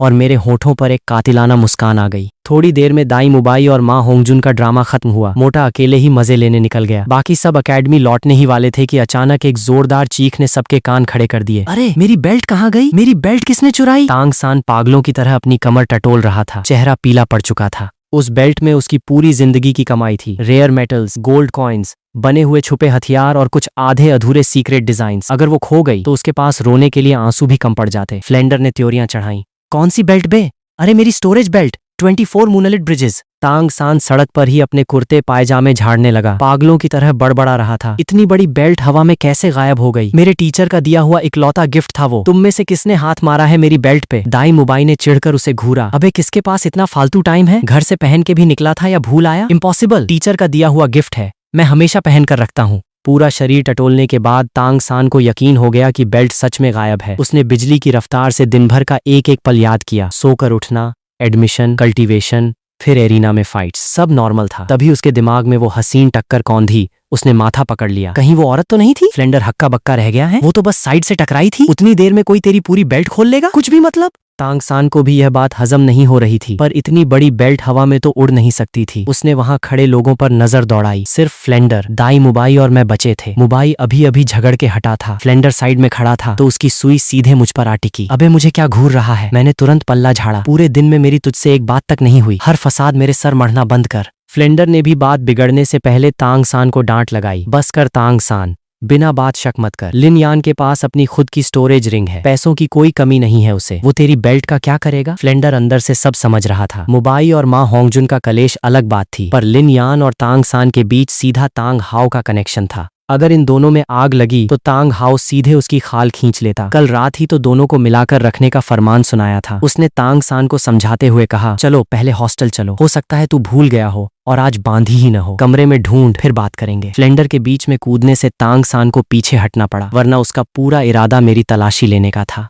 तांग सान के बड़बड़ाने के बीच हम सब एकेडमी के गेट पर पहुंचे। सामने देखा तो पिस्ता ग्रीन नाइट गाउन में एक लड़की खड़ी इंतजार कर रही थी। निंग रोंग रोंग। फ्लेंडर पहले चौंका, फिर उसे दोपहर वाला ड्रामा याद आया। चेहरे पर शातिर मुस्कान लाते हुए उसने सोचा कि उसका ज्ञान काम कर गया और रोंग रोंग लाइन पर आ गई। उसने गला खंकारा और फुल ज्ञानी बाबा वाले अंदाज में पूछा, अकल ठिकाने आ गई? लेकिन रोंग रोंग ने उसे घास तक नहीं डाली। वह दौड़ती हुई सीधे मेरे सामने आ खड़ी हुई। इतनी देर क्यों लगा दी? कब से वेट कर रही हूँ तुम्हारा। फ्लेंडर का सिस्टम वहीं क्रैश हो गया। ये क्या सीन है भाई? इन दोनों की खिचड़ी कब पक गई? ये तो ऐसे इंतजार कर रही है जैसे पति के घर लौटने पर बीवी करती है। लिन यान ने दोपहर में ऐसा कौन सा मंत्र फूंका इस पर? फ्लेंडर के सदमे के बीच मैंने कैजुअल टोन में कहा, अरे स्टॉल लगा रखा था ना, तो लौटने में रोज इतना ही टाइम होता है। तू सोई क्यों नहीं अभी तक? क्योंकि मैं तुम्हारा वेट कर रही थी। तुमने ही तो प्रॉमिस किया था कि रात को आकर बात करोगे। तो मेरे कमरे में कहते कहते मैंने आसपास खड़े लोगों को देखा और बात संभाल ली। चल फिर अकेडमी के पिछले पहाड़ पर चलते हैं, एकदम शांत जगह है, चांद तारे भी दिखेंगे। अरे हाँ हाँ चलो बैक माउंटेन। रोंगरोंग ने झट से मेरा हाथ पकड़ा और मुझे खींचते हुए ले गई। पीछे फ्लेंडर, दाई मुबाई और तांग सान खड़े रह गए। मुबाई को रोंगरोंग में कोई इंटरेस्ट नहीं था तो वो चुपचाप हॉस्टल चला गया। तांग सान बेल्ट के गम में भागा। गेट पर सिर्फ फ्लेंडर अकेला खड़ा बड़बड़ा रहा था, अरे भाई वो 7 ट्रेजर की इकलौती शहजादी है। लिन यान तू ये क्या रायता फैला रहा है? फ्लेंडर के चेहरे पर हवाइयां उड़ रही थीं। निंग फेंगजी ने अपनी लाडली को यहाँ ट्रेनिंग के लिए भेजा था, आशिकी लड़ाने नहीं। बड़े खानदान दामाद चुनते वक्त औकात देखते हैं। रोंगरोंग का दूल्हा कम से कम कोई तगड़ा टाइटल दौलू होना चाहिए। अगर लिन यान ने यहाँ कोई कांड कर दिया तो वो निंग फेंगजी को क्या मुंह दिखाएगा? इससे अच्छा तो रोंगरोंग गुस्से में भाग ही जाती। ठंडी हवा चल रही थी और फ्लेंडर गेट पर सड़ा हुआ मुंह लेकर खड़ा कांप रहा था। उधर बैक माउंटेन पर मैंने अपना प्रेयर एंजल एक्टिवेट किया और रोंगरोंग को गोद में उठाकर एक बड़े पेड़ की मोटी डाल पर ले जाकर बैठा दिया। यहाँ से ठंडी हवा भी आ रही थी और पूरा चांद भी सामने था। एकदम रोमांटिक माहौल। हाँ भाई मूड कैसा है अब? मैंने चुप्पी तोड़ी। रोंगरोंग ने प्यारी सी स्माइल दी, काफी बेटर, और मैंने बहुत सारी चीजें सॉर्ट कर ली हैं। अच्छा जरा मैं भी सुनूं क्या सॉर्ट किया? उसकी बात सुनने की मेरी दिलचस्पी ने रोंगरोंग का दिल खोल दिया। वह थोड़ा और चिपक कर बैठ गई। मैंने सोच लिया है, शेर कभी भेड़ों के साथ नहीं बैठता। जब उन लोगों को लगता है कि मैं उनकी दोस्त बनने लायक नहीं हूँ तो मुझे भी कोई शौक नहीं है उनके तलवे चाटने का। इस पूरी अकेडमी में मुझे बस तुम्हारा साथ चाहिए, इतना काफी है। उसकी आवाज में जिद और मेरे लिए खुला अट्रैक्शन था। वो शुरू से ऐसी ही थी, जो पसंद आ जाए उस पर पूरा हक जमाती थी। लिन यान आई रियली लाइक यू। वह पूरी तरह मेरी बाहों में समा गई। चांदनी रात में उसका हल्का नाइट गाउन, गोरी गर्दन और वो मदहोश निगाहें मेरा चेहरा निहार रही थीं। मैंने हल्का सा हाथ आगे बढ़ाया, उसकी आंखें और नशीली होने लगीं। लिन यान क्या तुम भी मुझे पसंद करते हो? हाँ बिल्कुल। रोंगरोंग की आंखें खुशी से चमक उठी, गुलाबी होंठ हिले। तो प्लीज मेरा प्रपोजल एक्सेप्ट कर लो और मेरे साइड पीस बन जाओ।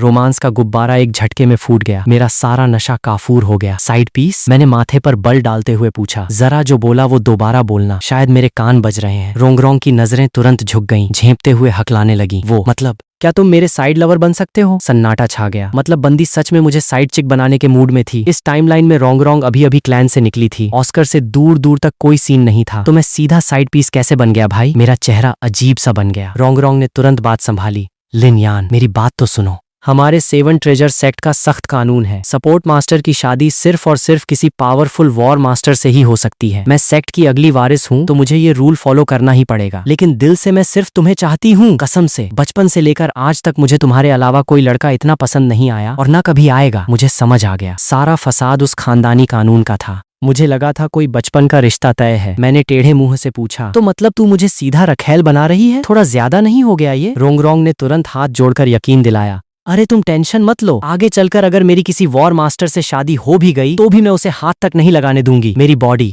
मेरी जान सिर्फ तुम्हारी रहेगी। इस दुनिया में सच्चा प्यार सिर्फ हमारे बीच है, पक्का प्रॉमिस। मैं पूरी तरह स्पीचलेस हो गया। मन ही मन बुदबुदाया, बहन तुझे सच में लगता है कि दुनिया में ऐसा कोई सीधा सांड मिलेगा जो इतना बड़ा बेवकूफ बनने को तैयार होगा? क्या कहा तुमने? अरे कुछ नहीं, चिल। मैंने लंबी सांस खींची, जैसे इस बेहद वाहियात लॉजिक को दिमाग में बिठाने की कोशिश कर रहा हूँ। रोंगरोंग को समझ नहीं आ रहा था कि मेरे दिमाग में क्या खिचड़ी पक रही है। वह बस टकटकी लगाए मेरे चेहरे को देखे जा रही थी, बेसब्री से जवाब के इंतजार में। हवा ठंडी थी, चांद सिर पर चमक रहा था और चारों तरफ सन्नाटा। काफी देर तक जब मैं कुछ नहीं बोला तो वह घबरा गई। धीमी सहमी आवाज में पूछा, तो क्या तुम मानोगे? मेरे सीक्रेट लवर बनोगे? बोलते बोलते उसे कुछ याद आया। उसने झट से अपने स्टोरेज टूल से एक चमचमाता गोल्डन कार्ड निकाला और सीधे मेरे हाथ में थमा दिया। ये 10 लाख गोल्ड सोल कॉइन्स हैं। मेरे पास अभी तुम्हें देने के लिए कोई खास तोहफा नहीं है। ये मेरी अब तक की सारी सेविंग्स है, तुम इसे रख लो। ये हमारा लव फंड हुआ। हाथ में उस ठंडे गोल्डन कार्ड को छूते ही मैंने एक बार कार्ड को देखा, फिर रोंगरोंग को। सच बता, तू मुझे स्पॉन्सर यानी पाल तो नहीं रही? बिल्कुल नहीं, रोंगरोंग ने एकदम सीरियस होकर ज्ञान दिया। पालना तो हवस और टाइम पास के लिए होता है, उसमें दिल नहीं होता। पर मेरा प्यार तुम्हारे लिए एकदम सच्चा है। वाह, तेरी थ्योरी भी कमाल है। जब देखा कि मैंने कार्ड वापस नहीं फेंका तो रोंगरोंग ने अपना सबसे डेडली हथियार निकाला, क्यूट वाला नखरा। वो फिर से मेरी बाहों में घुस गई, मेरा हाथ पकड़कर गाल रगड़ने लगी। प्लीज ना, मान जाओ ना यार। वो मासूम खूबसूरत चेहरा और बच्चों जैसी जिद, कोई भी पिघल जाता। मैंने उसे देखा जो किसी छोटी बिल्ली की तरह मेरे सीने से चिपकी थी। मन ही मन सोचा, इस छोटी चुड़ैल के ड्रामे सच में नेक्स्ट लेवल हैं। तभी स्वॉर्ड और बोन दौलू इस पर जान छिड़कते हैं। साथ ही मैंने चुपके से सिस्टम पैनल खोला। निंग रोंग रोंग अफेक्शन 99%। अरे भाई, अभी भी 99%? प्रपोजल तक हो गया, फिर भी 99% पे अटका है क्या? जब तक ऑफिशियली सीन सेट नहीं होगा तब तक मीटर आगे नहीं बढ़ेगा। मैंने दिमाग को शांत किया, धीरे से अपना हाथ उसकी गिरफ्त से छुड़ाया और चेहरे पर वही जेंटल स्माइल लाकर संजीदगी से कहा, ठीक है, हम पहले एक दूसरे को डेट करके देख सकते हैं। सच में ये हुई ना बात? रोंग रोंग खुशी से चीख पड़ी। अगले ही पल वह उछलकर मेरी बाहों में आई, गर्दन उठाई और सीधे मेरे होठों पर अपने होंठ चिपका दिए। चांदनी और परछाइयों के बीच दो साए एक दूसरे में खो गए। मैं भी कोई साधु संत तो था नहीं। किस करते हुए मेरे हाथ खुद ब खुद हरकत में आ गए। उंगलियां उसके हल्के पिस्ता ग्रीन नाइट गाउन पर फिसलने लगीं। पतले रेशम के आर पार भी उसकी स्किन का एहसास एकदम साफ था। रोंगरोंग के मुंह से दबी दबी सिसकियां छूट रही थीं, जो रात के कीड़ों की आवाज में घुल रही थीं। काफी देर बाद जब होंठ अलग हुए तो रोंगरोंग की आंखों में नशा तैर रहा था और उसके कान तक शर्म से लाल हो चुके थे। ये इस मिस रोंगरोंग का पहला किस था। मैंने साइड से सिस्टम देखा। अफेक्शन अभी भी 99% था। भाई साहब, कतई ढीठ सिस्टम है। अगली सुबह मौसम एकदम मस्त था। हल्की धूप और ठंडी हवा। सोतो सिटी की गलियों में भारी चहल पहल थी। दुकानें सजी थीं और लोग आ जा रहे थे। मैं और रोंगरोंग सुबह सुबह ही श्रेक से निकलकर शहर में मजे कर रहे थे। दोनों के हाथ में कबाब और सीख की प्लेटें थीं। चलते चलते तीखा खाकर सी कर रहे थे। शुक्र है तुम्हारी हीलिंग स्किल का, वरना रात की ठंड में तो मेरा पक्का जुकाम हो जाता। रोंगरोंग मुंह में कबाब ठूंसते हुए बोली। आंखों में फुल सुकून था। कल रात उसने अपनी लाइफ का पहला प्यार एक्सपीरियंस किया था। चांद तारों के नीचे बैठकर पूरी रात गप्पे लड़ाना। उसके सारे रोमांटिक सपने पूरे हो चुके थे। खुशी संभाले नहीं संभल रही थी। उधर पूरी रात मेरा दिमाग चकराता रहा था। नए नए तरीके लगाकर रोंगरोंग को खुश किया। उसे चने के झाड़ पर चढ़ाया। मुझे पूरा यकीन था कि वो मुझ पर लट्टू हो चुकी है, पर सिस्टम साला 99% पर ऐसा जाम हुआ कि हिलने का नाम नहीं ले रहा। मुझे तो शक होने लगा था कि सिस्टम कोई डमी खिलौना है जो आगे के बोनस रिवॉर्ड्स और 12 तालिस्मान देने से मुकर रहा है। अरे कपड़े खरीदने चलो, शॉपिंग करेंगे। सामने एक बड़े मॉल को देखकर रोंगरोंग एक्साइटमेंट में चिल्लाई, जिससे मेरी सोच टूटी। मैंने सिर उठाकर देखा तो हम सच में कपड़ों के शोरूम के सामने खड़े थे। उसी पल मेरी नजर के कोने में एक जानी पहचानी अजीब सी परछाई दिखाई दी, जो कोने में छुपकर मुझे सीक्रेटली हाथ हिलाकर बुला रही थी। तू अंदर चल के देख, मुझे थोड़ी प्यास लगी है, कुछ ठंडा लेकर आता हूँ। मैंने रोंगरोंग को अंदर भेजा और चुपचाप मुड़कर उस साए के पीछे एक अंधेरी सुनसान गली की तरफ बढ़ गया। आसपास कोई नहीं है, ये पक्का करके वह साया अंधेरे से बाहर निकला। ये कैट सिस्टर ही थी। ये रहा तुम्हारा सामान, थैंक्स। और ये लो तुम्हारे 1000 गोल्ड कॉइन्स। क्या ये तो बहुत ज्यादा है, हमें इतने की जरूरत नहीं। अरे रख लो, इस स्टोरेज बेल्ट की वैल्यू इससे कहीं ज्यादा है। तुम दोनों ने इतना बड़ा रिस्क लिया, उसके आगे 1000 गोल्ड कॉइन्स तो कुछ भी नहीं। और वैसे भी रैट भाई अभी अभी बड़ी चोट से उबरे हैं, उनके लिए बढ़िया पौष्टिक खाना ले लेना और कुछ दिन आराम करना। हाथ में भारी भरकम सिक्कों की थैली पकड़कर कैट सिस्टर की आंखें भर आईं। थैंक यू लिनयान, तुम सच में बहुत अच्छे इंसान हो। अगर मैं पहले रैट से न मिली होती तो पक्का तुम्हारी बंदी बन जाती। अरे रहने दो भाई। मैंने तुरंत हाथ जोड़कर उसे बीच में ही रोका। अच्छा सुनो, मैं अपनी गर्लफ्रेंड के साथ शॉपिंग पर निकला हूँ, ज्यादा देर बाहर नहीं रुक सकता। तुम भी जल्दी जाकर रैट भाई का ध्यान रखो। और हाँ, कुछ दिन बैटल एरिना मत आना, समझो तुम्हारी छुट्टी है। कैट सिस्टर ने अपनी हंसी रोकी और संजीदगी से सिर हिलाया। वह भी जानती थी कि जिस बंदे का सामान उड़ाया है उसका बैकग्राउंड हल्का नहीं है। 24 जेड स्टोन वाली स्टोरेज बेल्ट, जिसमें हर स्टोन में 1 क्यूबिक मीटर का स्पेस हो। ऐसी चीज किसी ऐरे गैरे के पास नहीं होती। ऊपर से उसके अंदर अजीबोगरीब सामान ठूंसा पड़ा था। बिना मेरी वार्निंग के भी वह कुछ दिन अंडरग्राउंड ही रहने वाली थी। हम दोनों अलग हो गए। मैं एक ड्रिंक खरीद कर वापस मॉल पहुंचा तो देखा निंग रोंगरोंग एक हल्की गुलाबी प्रिंसेस ड्रेस पहनकर तैयार खड़ी थी। लिनयान, इतनी देर कहाँ लगा दी? देखो तो कैसी लग रही हूँ मैं। लड़की ने खिलखिलाते हुए एक गोल चक्कर काटा। उसकी फ्रॉक की कलियां किसी फूल की तरह खिलकर नीचे गिरीं। मैंने मुस्कुराकर कहा, एकदम मस्त। हमारी छोटी राजकुमारी पर तो हर ड्रेस जंचती है। यह कोई मक्खनबाजी नहीं थी। रोंगरोंग का फिगर लंबा और स्लिम था, जिस पर हर कपड़ा अपनी अलग ही चमक छोड़ता था। शॉपिंग हो गई हो तो जरा लोहार की दुकान तक चलोगी मेरे साथ? रोंगरोंग चौंकी। वहाँ किस लिए? तुम्हें कोई वेपन चाहिए क्या? वेपन नहीं, कुछ रॉ मटेरियल्स चाहिए, जैसे स्पेशल मेटल्स और ओर्स। मेरा प्लान था कि लोहार से मटेरियल लेकर क्राफ्टिंग बेंच पर कुछ बेसिक सोल टूल्स बनाऊं, ताकि प्रोफिशिएंसी लेवल 2 हो जाए और मैं सीधे सोल पिस्टल तैयार कर सकूं। लेवल 2 टूल्स में सिर्फ पिस्टल ही नहीं, बल्कि floating cannon, fixed blast shells, soul power detectors और सील्ड मिल्क बॉटल्स जैसे कई मस्त गैजेट्स अनलॉक होने वाले थे। बस एक बार मटेरियल हाथ आ जाए तो मैं इस दुनिया में ऐसे हाईटेक गैजेट्स का ढेर लगा सकता था जिनकी किसी ने कल्पना भी नहीं की होगी। रेयर मेटल्स का नाम सुनते ही रोंगरोंग खुशी से उछल पड़ी। तुम्हें रेयर मेटल्स खरीदने हैं? अरे तुम्हें शायद पता नहीं, हम 7 ट्रेजर ग्लेज्ड टाइल सेक्ट वालों के पास हर तरह के रेयर मेटल्स और जेम्स को सूंघने की गॉड गिफ्टेड सेंस होती है। मैं साथ हूं ना, तुम्हें ढेर सारे कीमती मेटल्स ऐसे ही छांट कर दे दूंगी। मुझे तुरंत याद आया कि रोंगरोंग के पास सच में ये ट्रेजर हंटिंग वाली इनबिल्ट पावर है। मैंने मजे लेते हुए कहा, अरे सच में इतनी चमत्कारी हो? तब तो मुझे तुम्हारी यह ट्रेजर हंटिंग स्किल अपनी आंखों से देखनी पड़ेगी। देखना फिर इस मिस रोंगरोंग का जलवा। उसने अपनी गोरी गर्दन मटकाते हुए फुल एटीट्यूड दिखाया और मेरा हाथ खींचकर सीधे मॉल से बाहर सबसे पास वाली लोहार की दुकान की तरफ चल पड़ी। आखिर 7 ट्रेजर सेक्ट के दुनिया का सबसे अमीर सेक्ट बनने के पीछे 70% हाथ उनकी इसी ट्रेजर हंटिंग पावर का था। मैंने उस पर शक किया तो अब तो उसे अपना टैलेंट साबित करना ही था। मैं बस मुस्कुराते हुए उसके पीछे खींचता चला गया। शाम को सोतो ग्रेट बैटल एरिना, कौड़ियों के भाव ढेर सारे रेयर मेटल्स का जुगाड़ करके मैं और रोंगरोंग एरिना पहुंचे और रजिस्ट्रेशन डेस्क के बगल में अपना स्टॉल लगाने लगे। टेबल क्लॉथ पर आज पुरानी हीलिंग रेट लिस्ट के साथ एक नई लाइन और जुड़ी थी। रेयर मेटल्स, ओर्स और सोल बीस्ट्स की बॉडीज अच्छे दामों में खरीदी जाती हैं। यहाँ भीड़ बहुत रहती थी। जितना ज्यादा माल जमा होगा, क्राफ्टिंग प्रोफिशिएंसी उतनी ही तेजी से बढ़ेगी। दुकान सेट करके हम दोनों स्टूल पर बैठे ही थे कि पास खड़ी मैंग कियान ने मजे लेते हुए छेड़ा, अरे वाह, ये तुम्हारी छोटी गर्लफ्रेंड है क्या? मैंने मुस्कुराकर दोनों का इंट्रो कराया। रोंगरोंग, ये कियान दीदी है, एरिना की स्टाफ और मेरी बहुत अच्छी दोस्त। और कियान दी, ये निंग रोंगरोंग है, मेरी क्लासमेट भी और मेरी गर्लफ्रेंड भी। रोंगरोंग ने बड़ी शिष्टता से कहा, हेलो कियान दीदी। बाहर की दुनिया में वो हमेशा कायदे से पेश आती थी और मेरे दोस्तों के सामने अपना हक जताने में उसे अलग ही प्राइड फील हो रहा था। हेलो रोंगरोंग, तुम तो बहुत सुंदर हो यार। मैंग कियान थोड़ी झेंप गई। वह खुद बिना सोल पावर वाली एक आम लड़की थी। मेरे साथ हंसी मजाक इसलिए करती थी क्योंकि हमारी पुरानी पहचान थी। अब एक शाही घराने की सजी धजी सोल मास्टर को इतने प्यार से बात करते देखकर वह थोड़ा अनकंफर्टेबल हो गई। तभी यह माहौल एक नए ड्रामे से टूट गया। शाम ढलते ही फ्लेंडर श्रेक के बाकी लौंडों को लेकर रजिस्ट्रेशन के लिए घुसा और उसकी नजर सीधे स्टॉल पर बैठी रोंगरोंग और मुझ पर पड़ी। मैंने हाथ हिलाकर कैजुअल अंदाज में कहा, आ गए आप लोग? रोंगरोंग बगल में थी। फिर भी मेरा बर्ताव रोज जैसा ही नॉर्मल था, पर टीम में खड़े तांग सान की नजर जैसे ही टेबल क्लॉथ पर लिखी मेटल खरीदने वाली लाइन पर पड़ी, उसका दिमाग सुन्न हो गया। वो 2 कदम लपक कर स्टॉल के सामने आया। आंखें लाल थीं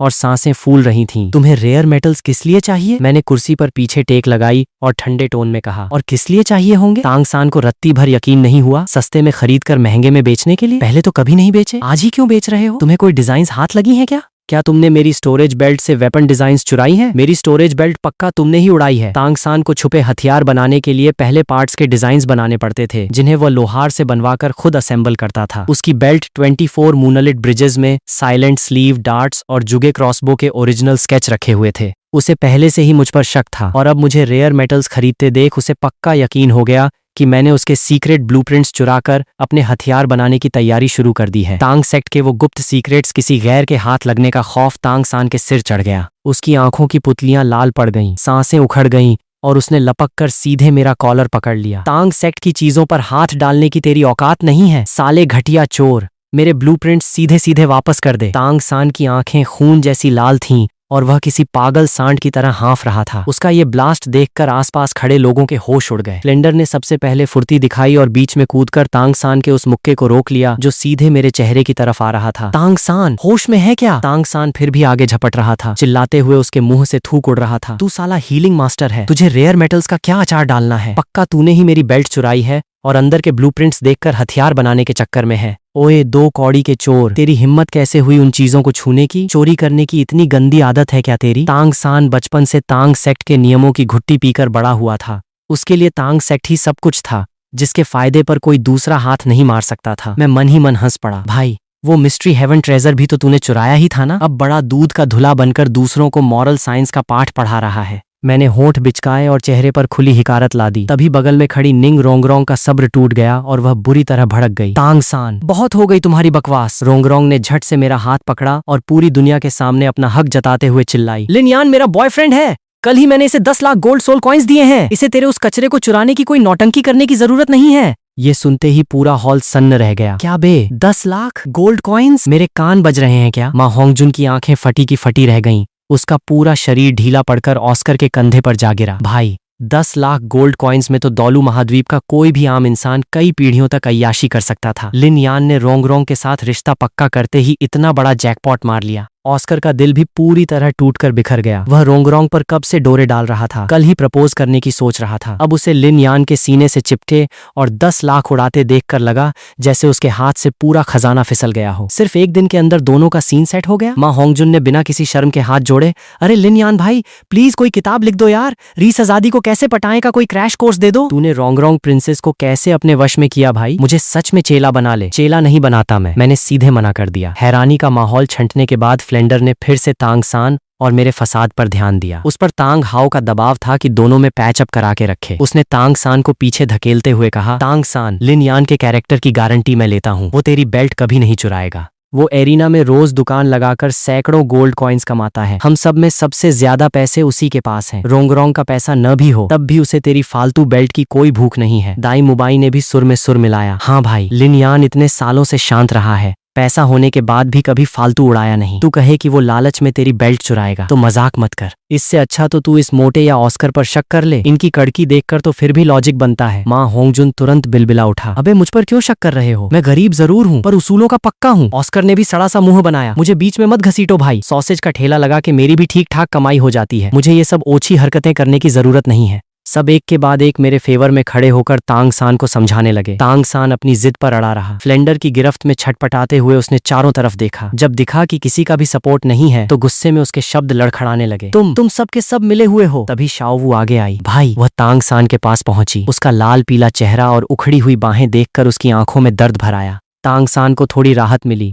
वह बोलने ही वाला था कि फिक्र मत कर, पर शाओवू ने आगे जो कहा उसने उसके पैरों तले जमीन खिसका दी। भाई ड्रामा बंद करो ना प्लीज, लिन यान तुम्हारी बेल्ट का क्या करेगा? हो सकता है तुमसे खुद कहीं गिर गई हो या किसी और चोर ने हाथ साफ कर दिया हो। तुम सबसे माफी मांग लो और ये जिद छोड़ दो। तांग सान की आंखों की बची खुची उम्मीद भी राख हो गई। धोखे के दर्द ने उसके चेहरे का रंग उड़ा दिया। सामने खड़े उस जाने पहचाने चेहरे को देखकर उसे पहली बार शाओवू पूरी तरह अजनबी लगी। जिस बहन को उसने 6 साल जान से ज्यादा चाहा, जिसे अपनी इकलौती फैमिली माना, जब पूरी दुनिया उस पर उंगली उठा रही थी तब उसी बहन ने उसकी पीठ में छुरा घोंप दिया था। शाओवू तुझे भी मुझ पर भरोसा नहीं है? तांग सान कांपती आवाज में उसे देखता रह गया। उसकी यह पागलों जैसी हालत देखकर कोई भी तरस खा जाता। शाओवू ने कुछ नहीं कहा और नजरें फेर लीं। माहौल एकदम शांत हो गया। फ्लेंडर और बाकी लोग तो वैसे भी मुझे चोर नहीं मानते थे। उन्हें बस लगा कि तांग सान बेल्ट खोने के सदमे में सनक गया है और उसका मेंटल बैलेंस हिल चुका है। शाओवू भी यही सोच रही थी, बस उसे तांग सान पर थोड़ा ज्यादा तरस आ रहा था। सिर्फ झू झूचिंग ने एक ठंडी नजर तांग सान पर डाली और मुंह बनाकर बुदबुदाई, बड़ा नौटंकीबाज है। उसे इन फालतू ड्रामों में रत्ती भर दिलचस्पी नहीं थी। उसे बस जल्द से जल्द फाइट के लिए रजिस्टर करके ताकतवर बनना था। सन्नाटे को चीरते हुए वह सीधे मेरे स्टॉल के पास रजिस्ट्रेशन काउंटर पर पहुंची। मुझे 1-on-1 फाइट के लिए रजिस्टर करना है। झू झूचिंग के आगे बढ़ते ही बाकी सबको भी याद आया कि वो यहाँ किस काम से आए थे। जो समझाना था समझा दिया। अब अगर तांग सान फिर भी रायता फैलाता तो फ्लेंडर उसे दबोच कर रखता। दाई मुबाई, माँ होंगजुन और बाकी सब धीरे धीरे काउंटर की तरफ बढ़ गए। आखिर में सिर्फ तांग सान अकेला खड़ा रह गया। सबकी नजरें उस पर टिक गईं कि अब इसका क्या रुख है। फ्लेंडर ने टोकते हुए पूछा, तांग सान आज फाइट लड़नी है या नहीं? नहीं लड़नी तो हॉस्टल लौट जा। तांग सान कुछ नहीं बोला, बस गर्दन ताने नफरत से मुझे घूरता रहा। उसे अभी भी ऐसे अकड़ में देखकर मैं बेबसी से मुस्कुराया और कुर्सी पर आराम से टिक गया। उसे पूरी तरह हवा में उड़ा दिया। हंस क्यों रहा है बे? मैं पूछ रहा हूँ, हंस क्यों रहा है तू? तुझे मैं कोई जोकर लग रहा हूँ क्या, जो इतना मजाक उड़ा रहा है मेरा? तांग सान का पारा फिर चढ़ गया। मैंने बहुत ही कैजुअल टोन में कहा, जोकर भाई ये तूने खुद बोला है, मैंने तो एक लफ्ज नहीं कहा। तांग सान गुस्से में लाल पीला हो गया। फ्लेंडर के हाथों में बंधा होने की वजह से वह कुछ कर तो नहीं पा रहा था, तो बस छत की तरफ मुंह उठाकर पागलों की तरह दहाड़ने लगा। उसकी चीख पुकार सुनकर आसपास के लोग तमाशा देखने जुट गए। दाई मुबाई और बाकी लोग शर्म के मारे पहले ही मुंह छुपाकर प्लेयर्स लाउंज में खिसक लिए। एक्सक्यूज मी सर, एरिना के मेन हॉल में चिल्लाना सख्त मना है। मेंग कियान भले ही बिना सोल पावर वाली आम लड़की थी, पर जब उसने देखा कि तांग सान मुझ पर दादागिरी कर रहा है तो वह एक सोल मास्टर के सामने रत्ती भर नहीं डरी। उसने हाथ से इशारा किया और 2-2 मीटर लंबे 2 भारी भरकम बाउंसर तुरंत तनी हुई छाती के साथ तांग सान की तरफ बढ़ाए। तांग सान की आंखों का पागलपन थोड़ा कम हुआ। वह मेरे सामने सीना तान सकता था, फ्लेंडर की पकड़ में छटपटा सकता था, क्योंकि उसे पता था कि अपने लोग उसे सच में नुकसान नहीं पहुंचाएंगे। लेकिन बाहर वालों के सामने हवा टाइट थी। दोनों बाउंसरों ने मेंग कियान की तरफ देखा। मेंग कियान ने तांग सान को घूरा। तांग सान समझ गया कि उसके पास कोई ऑप्शन नहीं बचा है। उसने अपनी जहरीली नजरों से मुझे घूरते हुए दांत भींचे। लिन यान तू बच नहीं पाएगा, मैं पक्का सबूत ढूंढ कर लाऊंगा कि मेरी बेल्ट तूने ही चुराई है। मैंने कुर्सी पर टेक लगाकर हाथ फैला दिए। मुंह से एक लफ्ज नहीं निकाला। 24 मूनलिट ब्रिजेस को तो मैंने क्राफ्टिंग वर्किंग बेंच में डालकर कब का डिसअसेंबल कर दिया था। सबूत तो उसे उसके अगले जन्म में भी नहीं मिलने वाला, और मिल भी जाए तो क्या उखाड़ लेगा, बस भौंकता ही रह जाएगा। बाउंसरों की सख्त निगरानी में तांग सान ने मरे मन से एक 1-on-1 और एक 2-on-2 फाइट के लिए नाम लिखवाया। मुझे एक आखिरी खूनी लुक देकर वह मुंह फुलाए प्लेयर्स लाउंज में घुस गया। जब बखेड़ा शांत हुआ और मैंने कंफर्म कर लिया कि वह जा चुका है, तो अपनी हंसी दबाते हुए जेब से एक छोटी थैली निकाली। खन खन की आवाज के साथ एक जैसी दिखने वाली ढेर सारी अंगूठियां टेबल पर बिखर गईं।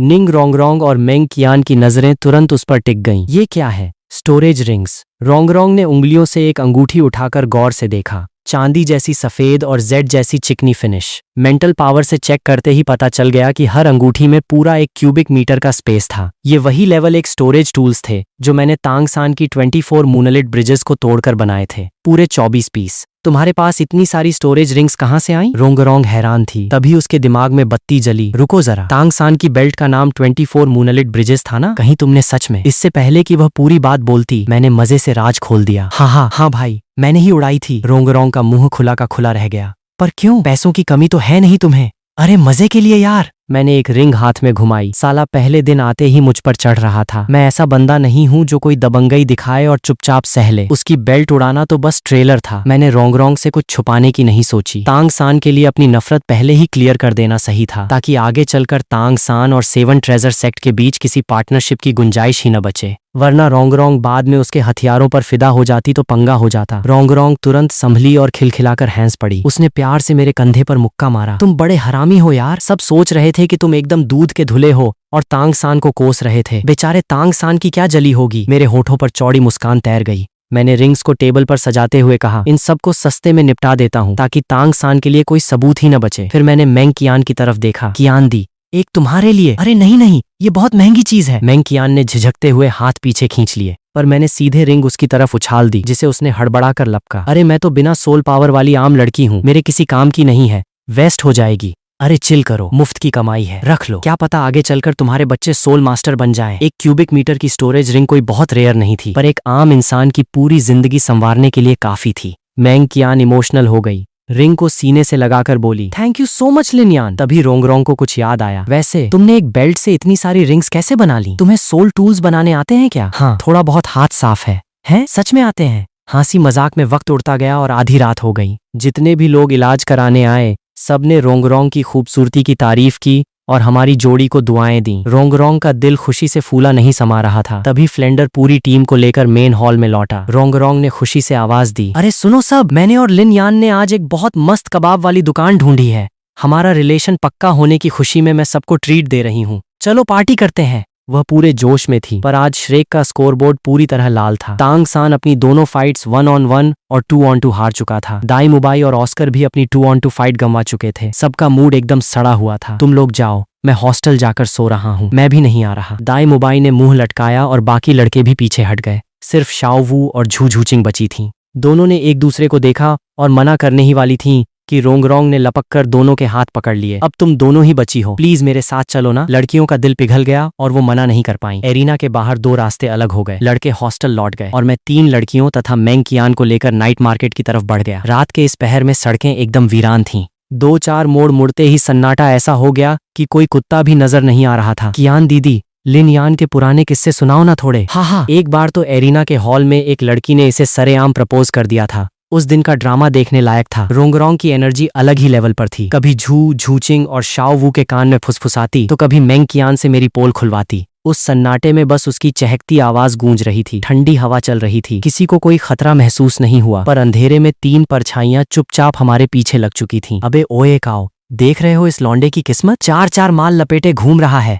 इसका ये दुबला पतला बदन झेल भी पाएगा? क्यों ना हम भाई लोग इसका थोड़ा बोझ हल्का कर दें? हैट पहने बुले ने अपनी ठरकी आंखों से झूचिंग और मेंग कियान के फिगर को ताड़ते हुए लार टपकाई। पतले से एकाओ ने माथा सिकोड़ा। अरे यार, कुछ दिन पहले ही तो उसने हमारा इलाज किया था। उस पर हाथ उठाना सही नहीं लगेगा। बाकी लड़कियों को लपेटते हैं। तीसरे बंदे तियान या ने भी हामी भरी। डन है, बुले का प्लान सही है। हम लिन यान और उसकी गर्लफ्रेंड को छोड़ देंगे। वैसे भी उसकी बंदी एकदम फ्लैट है, कोई मजा नहीं आएगा। 2 के आगे 1 की नहीं चली। एकाओ ने भी मजबूरी में मास्क चढ़ाया और तीनों अचानक छलांग लगाकर हमारे सामने आ धमके। अरे ओ मेरी जान, इतनी आधी रात को बाहर घूमना सेफ नहीं है। क्या इन हैंडसम भाइयों का प्रोटेक्शन चाहिए? बुले ने हवा में गंदे इशारे किए उसकी ठरक टपक रही थी। सबके कदम वहीं थम गए। मैंने त्योरियां चढ़ाई और एक सांस में तीनों के नाम फेंक दिए। बुले, ए, काओ, तियान या। सामने खड़ा बुले हक्का बक्का रह गया। अबे तेरी, हमने मुंह पर पट्टी बांधी है, फिर भी पहचान लिया? मैंने ठंडी सांस ली। ये इलाके के लोकल गुंडे चोट लगने पर अक्सर मेरे ही पास आते थे। इन तीनों पर तो मेरी खास नजर थी।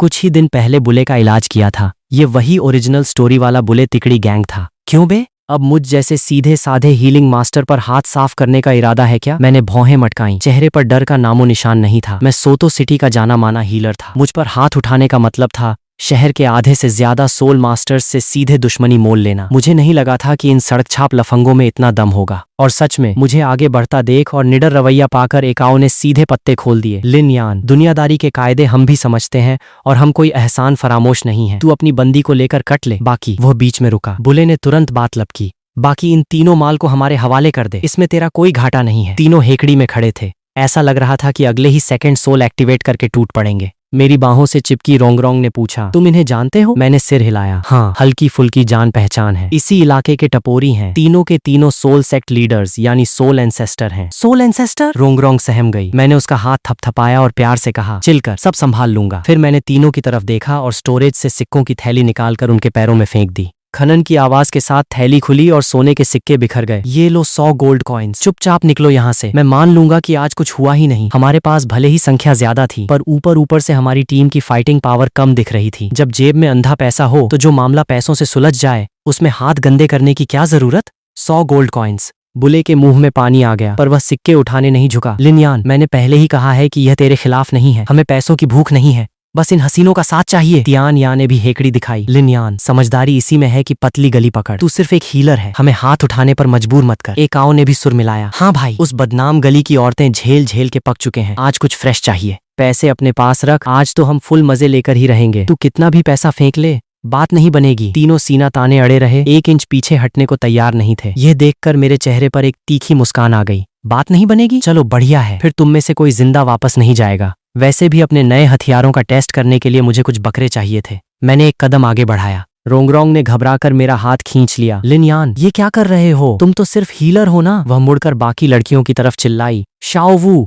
झूचिंग, मैं तुम्हें बफ देती हूँ। इससे पहले कि रोंगरोंग अपनी बात पूरी करती या शाओवू और झूझूचिंग अपने सोल्स एक्टिवेट कर पाती, मेरे चारों तरफ अचानक तेज सुनहरी लाइट चमक उठी। रोशनी छंटते ही हवा में दर्जनों नुकीले गन की नली जैसे मेटल बैरल्स तैरने लगे। मेरी मेंटल पावर के इशारे पर वो शांति से हवा में लटके थे। ये लेवल 2 क्राफ्टिंग बेंच से तैयार की गई मेरी 12 फ्लोटिंग कैनन्स थीं। बैरल के पिछले हिस्से में सुनहरी लाइट धड़क रही थी, पूरी तरह चार्ज। लड़कियां फटी आंखों से देखती रह गईं। मेंगकियान के मुंह से निकला, ये क्या बला है? कोई सोल स्किल है क्या? पीछे हटो सब, कहीं लपेटे में न आ जाओ। मैंने एक कदम और बढ़ाया। सुनहरी सोल पावर के झटके से फ्लोटिंग कैनन्स में भयंकर कंपन हुआ। बुले और उसके चमचे कुछ समझ पाते, उससे पहले ही 12 तोपों ने एक साथ आग उगल दी। 4 स्नाइपर कैनन्स से लेजर बीम्स निकली, 4 ग्रेनेड कैनन्स से ताबड़तोड़ ब्लास्ट करने वाले गोले बरसे और बाकी 4 हैवी कैनन्स ने आग का ऐसा सैलाब छोड़ा कि पलक झपकाते ही तीनों टपोरी बारूद के धुएं और आग में दफन हो गए। तीनों का रिएक्शन टाइम भी बुरा नहीं था। लपटों के बीच बुले ने जैसे तैसे अपना टियालुओ ट्विन शील्ड सोल निकाला और अपनी जान बचाते हुए चीखा, अरे बाप रे, ये कौन सा जादू टोना है? तियान या और एकाओ ने भी अपने सोल्स निकाल लिए और आग से बाहर भागने की कोशिश करने लगे। आग के घेरे के बाहर मैं बड़े टशन से टहल रहा था। कलाई घुमाकर मैंने एक बड़ी डबल बैरल शॉटगन जैसा भारी सोल टूल निकाला। Double barrel mini soul cannon, level 2 tools में सबसे ज्यादा डैमेज और सबसे बड़े दायरे वाली गन। बस निशाना थोड़ा कच्चा था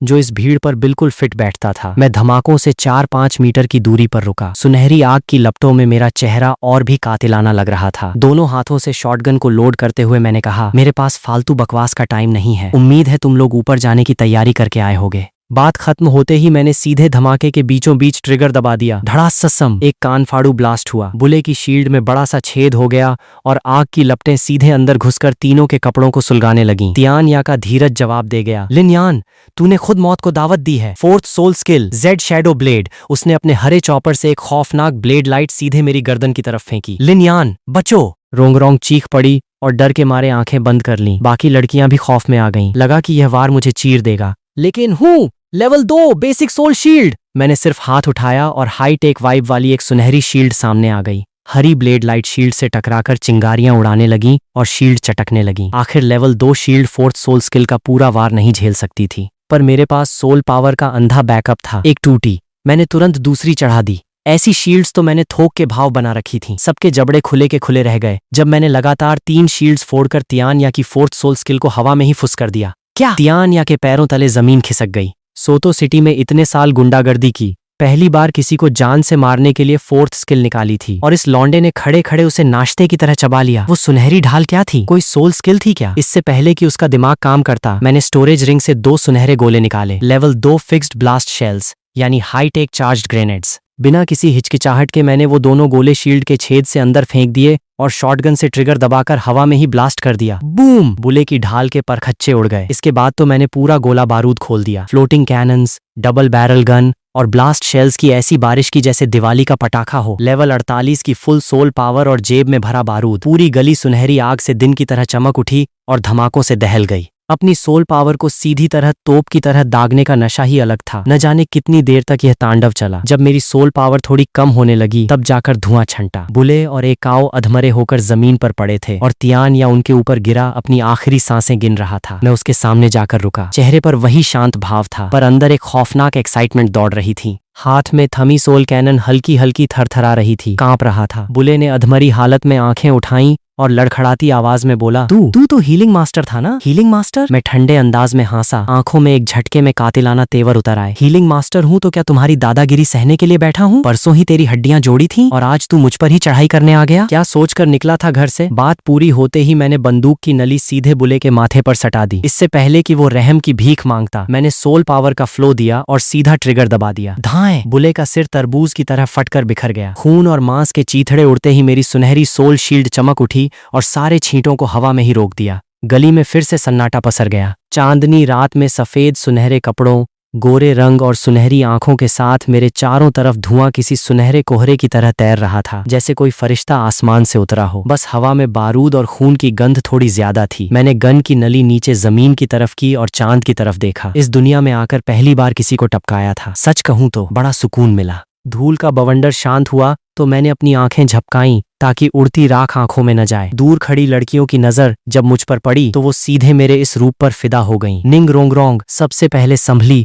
और भागती हुई मेरे पास आई। लिनयान! मैंने गर्दन घुमाकर देखा। क्या हुआ? मेरे गोरे मुस्कुराते चेहरे को देखकर रोंगरोंग कुछ सेकंड के लिए फ्रीज हो गई। जब मैंने अपना हाथ उसकी पतली कमर पर लपेटा तब जाकर उसकी जान में जान आई। उसने कभी मुझे देखा तो कभी हाथ में थमी डबल बैरल कैनन को, और बिना सोचे समझे उसका हाथ सीधे गर्म नली पर जा लगा। अरे मत छू, गर्म है। पर मेरी वार्निंग थोड़ी लेट हो गई। उंगली टच होते ही रोंगरोंग दर्द से बिलबिला उठाई। मैंने तुरंत फ्लोटिंग कैनन्स और शॉटगन को स्टोरेज रिंग में डाला और उसका हाथ पकड़ लिया। जल गया ना? First soul skill sacred light healing. Prayer angel activate हुआ और एक सुनहरा गोला रोंगरोंग की उंगलियों पर उतरा। जला हुआ निशान सेकंड्स में गायब। 12 पंखों को फैलाकर मैंने उसे बाहों में समेट लिया। एकदम फिल्मी सीन बन गया। तभी लड़कियों को स्ट्राइक किया। इस पूरे ड्रामे में मैंने एक बार भी अपना सोल बाहर नहीं निकाला था। रोंगरोंग ने आंखें उठाकर पूछा, ये सोल स्किल नहीं थी तो फिर वो सब क्या था? सबके उड़े हुए तोते देखकर मैं खिलखिलाकर हंस पड़ा। हा, अरे कोई सोल स्किल नहीं थी, टाइम पास में बनाए हुए कुछ खिलौने हैं बस। खिलौने? मैंने भौहें मटकाई। हाँ, क्यों? चलाकर देखना है क्या? मैं ऐसे नॉर्मल बात कर रहा था जैसे चिप्स का पैकेट ऑफर कर रहा हूँ। कोई बंदा मर्डर करने के बाद इतना चिल कैसे रह सकता था? रोंगरोंग ने हैरानी और एक्साइटमेंट में पूछा, क्या मैं भी चला सकती हूँ? बिल्कुल। मैंने कलाई घुमाकर दोबारा वो डबल बैरल कैनन निकाली और रोंगरोंग के हाथों में थमा दी। मैं पीछे से उससे चिपक कर खड़ा हुआ, उसके हाथों को सपोर्ट दिया जैसे कोई शूटिंग कोच अपने स्टूडेंट को सिखाता है। गन की नली सीधे बुले और उसके साथियों की लाशों पर तान दी। बस निशाना साध, सोल पावर फ्लो कर और ट्रिगर दबा दे। मेरे कानों के पास फुसफुसाते ही रोंगरोंग ने वैसा ही किया। धड़ास सस्सम, एक और भयंकर धमाका हुआ। मेरे हाथों से गोल्डन ब्लास्ट निकला था पर रोंगरोंग की सोल पावर से सियान कलर यानी फिरोजी रंग का भयंकर गोला छूटा। फिरोजी आग और धुएं ने उन तीनों की लाशों के चीथड़े हवा में उड़ा दिए। मलबे के टुकड़े हमारी तरफ आते उससे पहले मैंने फिर से शील्ड लगाकर सबको बचा लिया। धमाका शांत होते ही गली में पिन ड्रॉप साइलेंस हो गया। शायद रोंगरोंग ने जरूरत से ज्यादा एनर्जी झोंक दी थी। उन तीनों का नामो निशान तक मिट चुका था। सीधे राख। लड़कियों के दिमाग की बत्ती पूरी तरह गुल हो गई। अगर पहले मेरे हमले ने उन्हें दिखाया था कि एक हीलर भी तबाही मचा सकता है, तो अब रोंगरोंग जैसी एक सपोर्ट मास्टर के हाथों इतना भारी ब्लास्ट देखना पूरे सोल मास्टर सिस्टम के मुंह पर तमाचा था। मतलब सिर्फ इस लोहे की नली को पकड़कर कोई भी ऐरा गैरा इतनी खौफनाक पावर हासिल कर सकता था। मेंग कियान एक आम लड़की थी तो उसे इसकी असली गहराई का अंदाजा नहीं था, पर रोंगरोंग, शाओ वू और झू झूचिंग के होश फाख्ता थे। ओरिजिनल स्टोरी में तांग सान के तीरों को देखकर जैसा रिएक्शन था रोंगरोंग के दिमाग में तुरंत आया कि अगर यह तोप 7 ट्रेजर सेक्ट के शिष्यों के हाथ में आ जाए तो क्या होगा।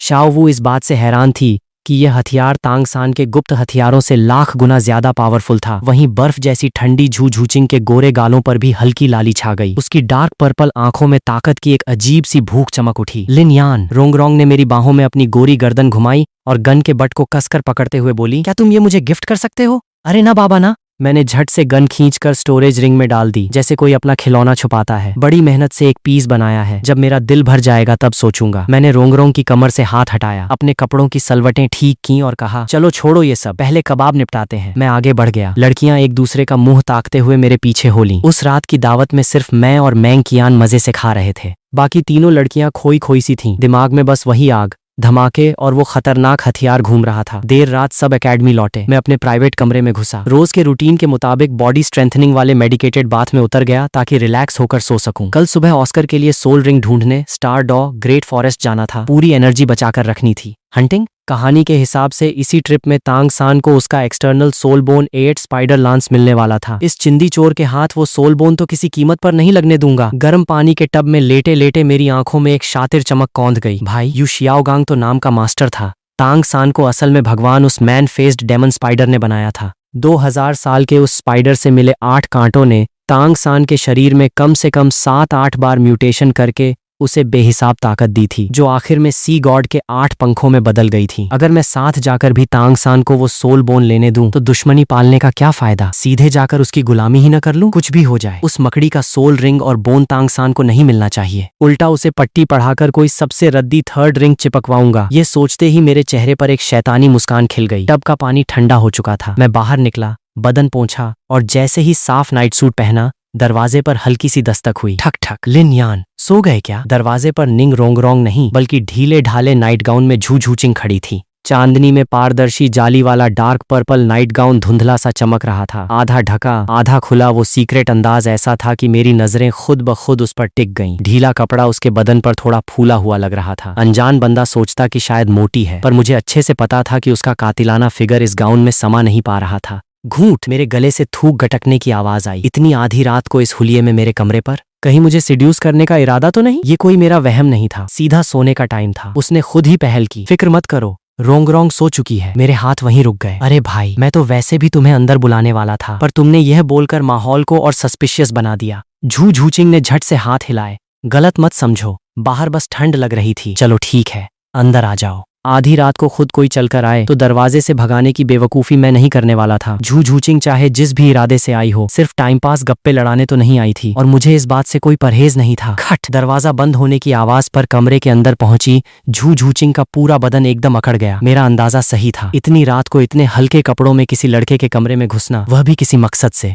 जिंदगी में पहली बार किसी लड़के के साथ इस तरह अकेले थी तो नर्वस होना बनता था। हम दोनों सोफे के पास पहुंचे। मैंने उसे गुनगुना पानी दिया और सोफे पर टिक कर उसके बोलने का वेट करने लगा। थोड़ी देर में उसने सीधे पॉइंट पर आते हुए पूछा, लिन यान, वो जो तुमने हथियार यूज किया था, क्या मैं उसे एक बार फिर देख सकती हूँ? मुझे समझ आ गया, सारा खेल इस सोल टूल का था। मैं फालतू में सोच रहा था कि मेरे चाम पर फिदा होकर डोरे डालने आई है। मैंने मन ही मन होंठ बिचकाए। स्टोरेज रिंग से डबल बैरल सोल कैनन और फ्लोटिंग कैनन दोनों निकाली और उसके सामने बढ़ा दी। ये वाली देखनी है या ये वाली? दोनों चलेंगी? मैंने दोनों को सीधे टेबल पर रख दिया। आराम से देख लो, बस बिना बात के सोल पावर मत डालना, कहीं मिसफायर न हो जाए।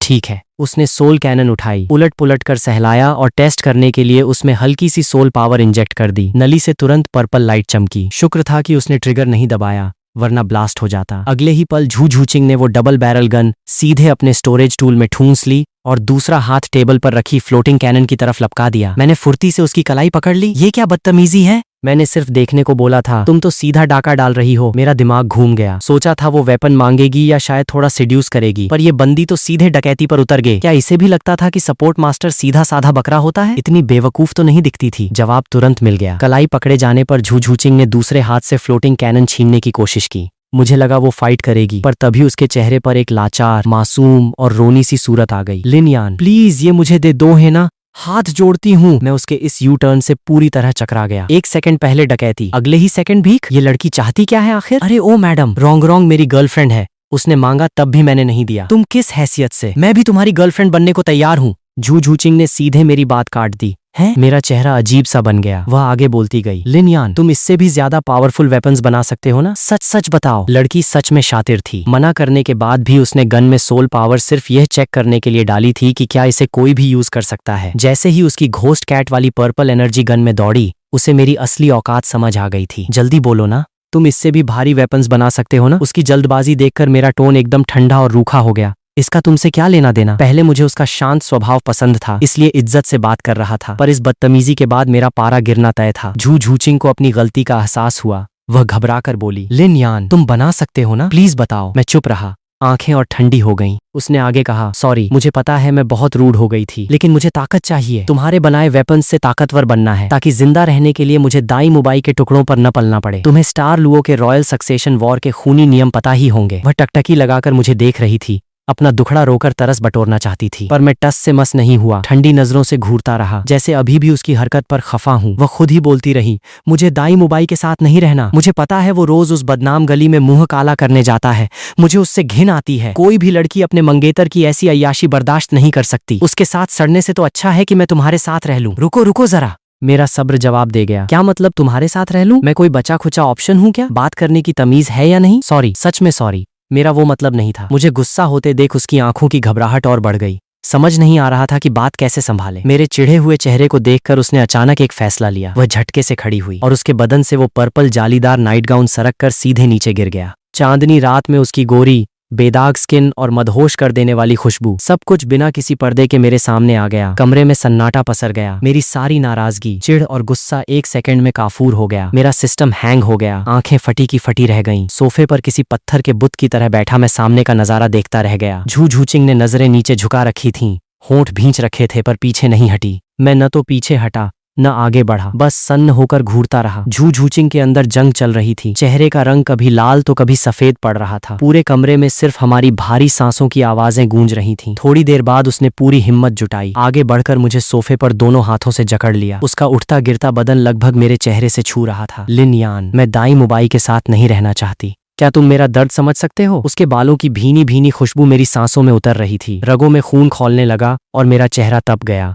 इस लेवल के हुस्न के आगे ना कहना नामुमकिन था, पर सिर्फ जिस्म पाना बहुत आसान खेल था। मुझे तो असली मतलब सिस्टम के उस अफेक्शन लेवल के टास्क से था। सिस्टम पैनल पर 70% अफेक्शन लेवल देखकर मैंने जानबूझकर एक पशोपेश वाला चेहरा बनाया। सच में ऐसा चाहती हो? तीर कमान से छूटने के बाद वापस नहीं आता। मेरे साथ जुड़ने का मतलब है कि तुम्हें दाई मुबाई से तो छुपना ही होगा। फिलहाल के लिए रोंग से भी सब छुपाना पड़ेगा। सीधी बात बोलूं तो तुम्हें एक अनऑफिशियल साइड लवर बनकर रहना होगा। ये सुनते ही झू झूचिंग के कदम ठिठक गए। वह तो मुझसे मदद मांगकर दाई मुबाई और शाही बेड़ियों से आजाद होकर अपनी शर्तों पर जीना चाहती थी। अगर मेरे साथ भी वही छुपा छुपी का खेल खेलना पड़ेगा तो उसके इस कदम का मतलब ही क्या रह जाता? चेहरे पर जो बनावटी बोल्डनेस थी वो धीरे धीरे पिघल गई और उसका असली मासूम रूप बाहर आ गया। मुझे यही तो चाहिए था। मैं सोफे पर सीधा हुआ, दोनों हाथों से उसकी कमर को सहारा दिया और सीधी नजरों से देखा। सोच समझकर फैसला लो, अभी भी वक्त है। मेरे ऊपर से हटो, मेरा सामान वापस करो और मैं मान लूंगा कि आज रात यहाँ कुछ हुआ ही नहीं था। मैंने जानबूझकर अपनी हथेलियों का दबाव उसकी कमर पर बनाए रखा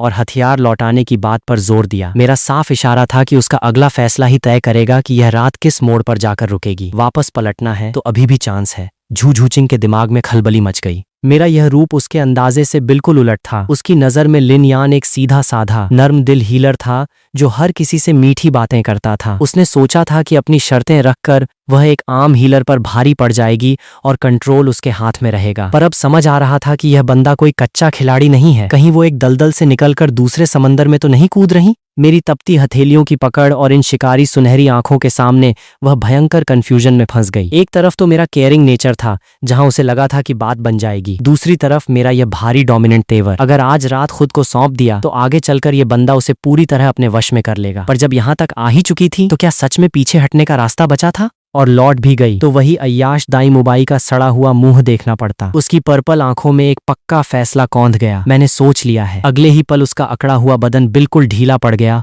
और वह पूरी तरह मेरे सीने से आ लगी। चांदनी के साए में सोफे पर दोनों के होंठ आपस में जुड़ गए। लिन यान, तुम हमेशा मेरा साथ दोगे और मेरा ख्याल रखोगे ना? हाँ बिल्कुल। रुको एक सेकंड, क्या तुम अपना सोल एक्टिवेट कर सकते हो? मुझे तुम्हारी पूंछ देखनी है। उसी वक्त लड़कियों के हॉस्टल में निंग रोंगरोंग ने रजाई से मुंह निकालकर झू झूचिंग और शाओवू के बिस्तरों की तरफ देखा। अंधेरे में दोनों बिस्तर शांत थे और कमरे में हल्की सांसों की आवाज गूंज रही थी। शाओवू, झूचिंग सो गई क्या? उसने फुसफुसाकर पूछा। कोई जवाब नहीं आया, मतलब दोनों गहरी नींद में थीं। हे, लड़की मन ही मन मुस्कुराई और स्टोरेज टूल से 2 सुनहरे पंख निकाले। ये वही थे जो मैंने उसे दिए थे। एक में फर्स्ट स्किल थकान मिटाने वाली और दूसरे में सेकंड स्किल दिमाग शांत करने वाली। अगर दोनों एक साथ इस्तेमाल करूं तो? जैसे ही दोनों पंखों की एनर्जी एक साथ बदन में उतरी, रोंगरोंग के रोंगटे खड़े हो गए। उसे अंदाजा भी नहीं था कि दोनों का मिक्स इतना कमाल का नशा देगा। उसने दोनों पंख एक हाथ में भींचे और दूसरा हाथ चुपके से रजाई के अंदर सरका लिया। आंखें मूंदते ही उस शांत कमरे में हल्की दबी दबी सिसकियों की आवाजें तैरने लगीं। ठंडी हवा चल रही थी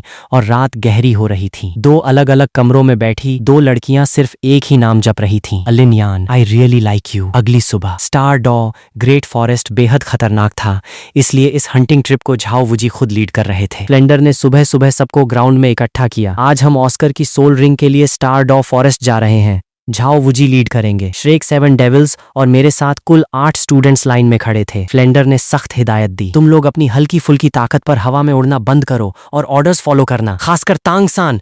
तू! फ्लेंडर ने सीधे तांग सान का नाम लिया। सब कायदे से चल रहे थे, बस यह तांग सान ही रोज रोज मेरे से पंगे ले रहा था। फ्लेंडर को सबसे ज्यादा डर था कि रास्ते में तांग सान मुझ पर हाथ न छोड़ दे, इसलिए उसने झाओ वूजी को 3 बार अलग से अलर्ट किया था। सुबह की ताजा हवा के बीच फ्लेंडर भाषण झाड़ रहा था और बाकी सब अपने अपने ख्यालों में खोए थे। निंग रोंगरोंग, झू झूचिंग और शाओवू के बीच खड़ी थीं। उसने धीरे से झूचिंग से पूछा, झूचिंग, सुबह से तुम्हारी चाल थोड़ी अजीब लग रही है, पैर में चोट लग गई क्या? पहले से ही थोड़ा झेंप कर खड़ी झू झूचिंग ये सुनते ही बुरी तरह सकपका गई। नजरें चुराते हुए हकलाने लगी। अरे नहीं, कुछ नहीं हुआ, बस सुबह पलंग के कोने से पैर टकरा गया था। रोंगरोंग को लगा सच में लग गई होगी। उसने चिंता जताई। अरे ज्यादा लगी है क्या? लिन यान से बोलूं क्या ठीक करने के लिए? नहीं नहीं, बिल्कुल नहीं, थोड़ी देर में अपने आप ठीक हो जाएगा। झू झूचिंग शर्म से पानी पानी हो रही थी। रोंगरोंग जितना हमदर्दी दिखा रही थी, झूचिंग का गिल्ट उतना ही बढ़ रहा था। उसका बस चलता तो जमीन में समा जाती या रोंगरोंग से कोसों दूर भाग जाती, पर रोंगरोंग तो फुल केयरिंग मोड में आ गई। उसने झट से स्टोरेज रिंग से एक सुनहरा पंख निकाला। तो फिर ये यूज करो ना।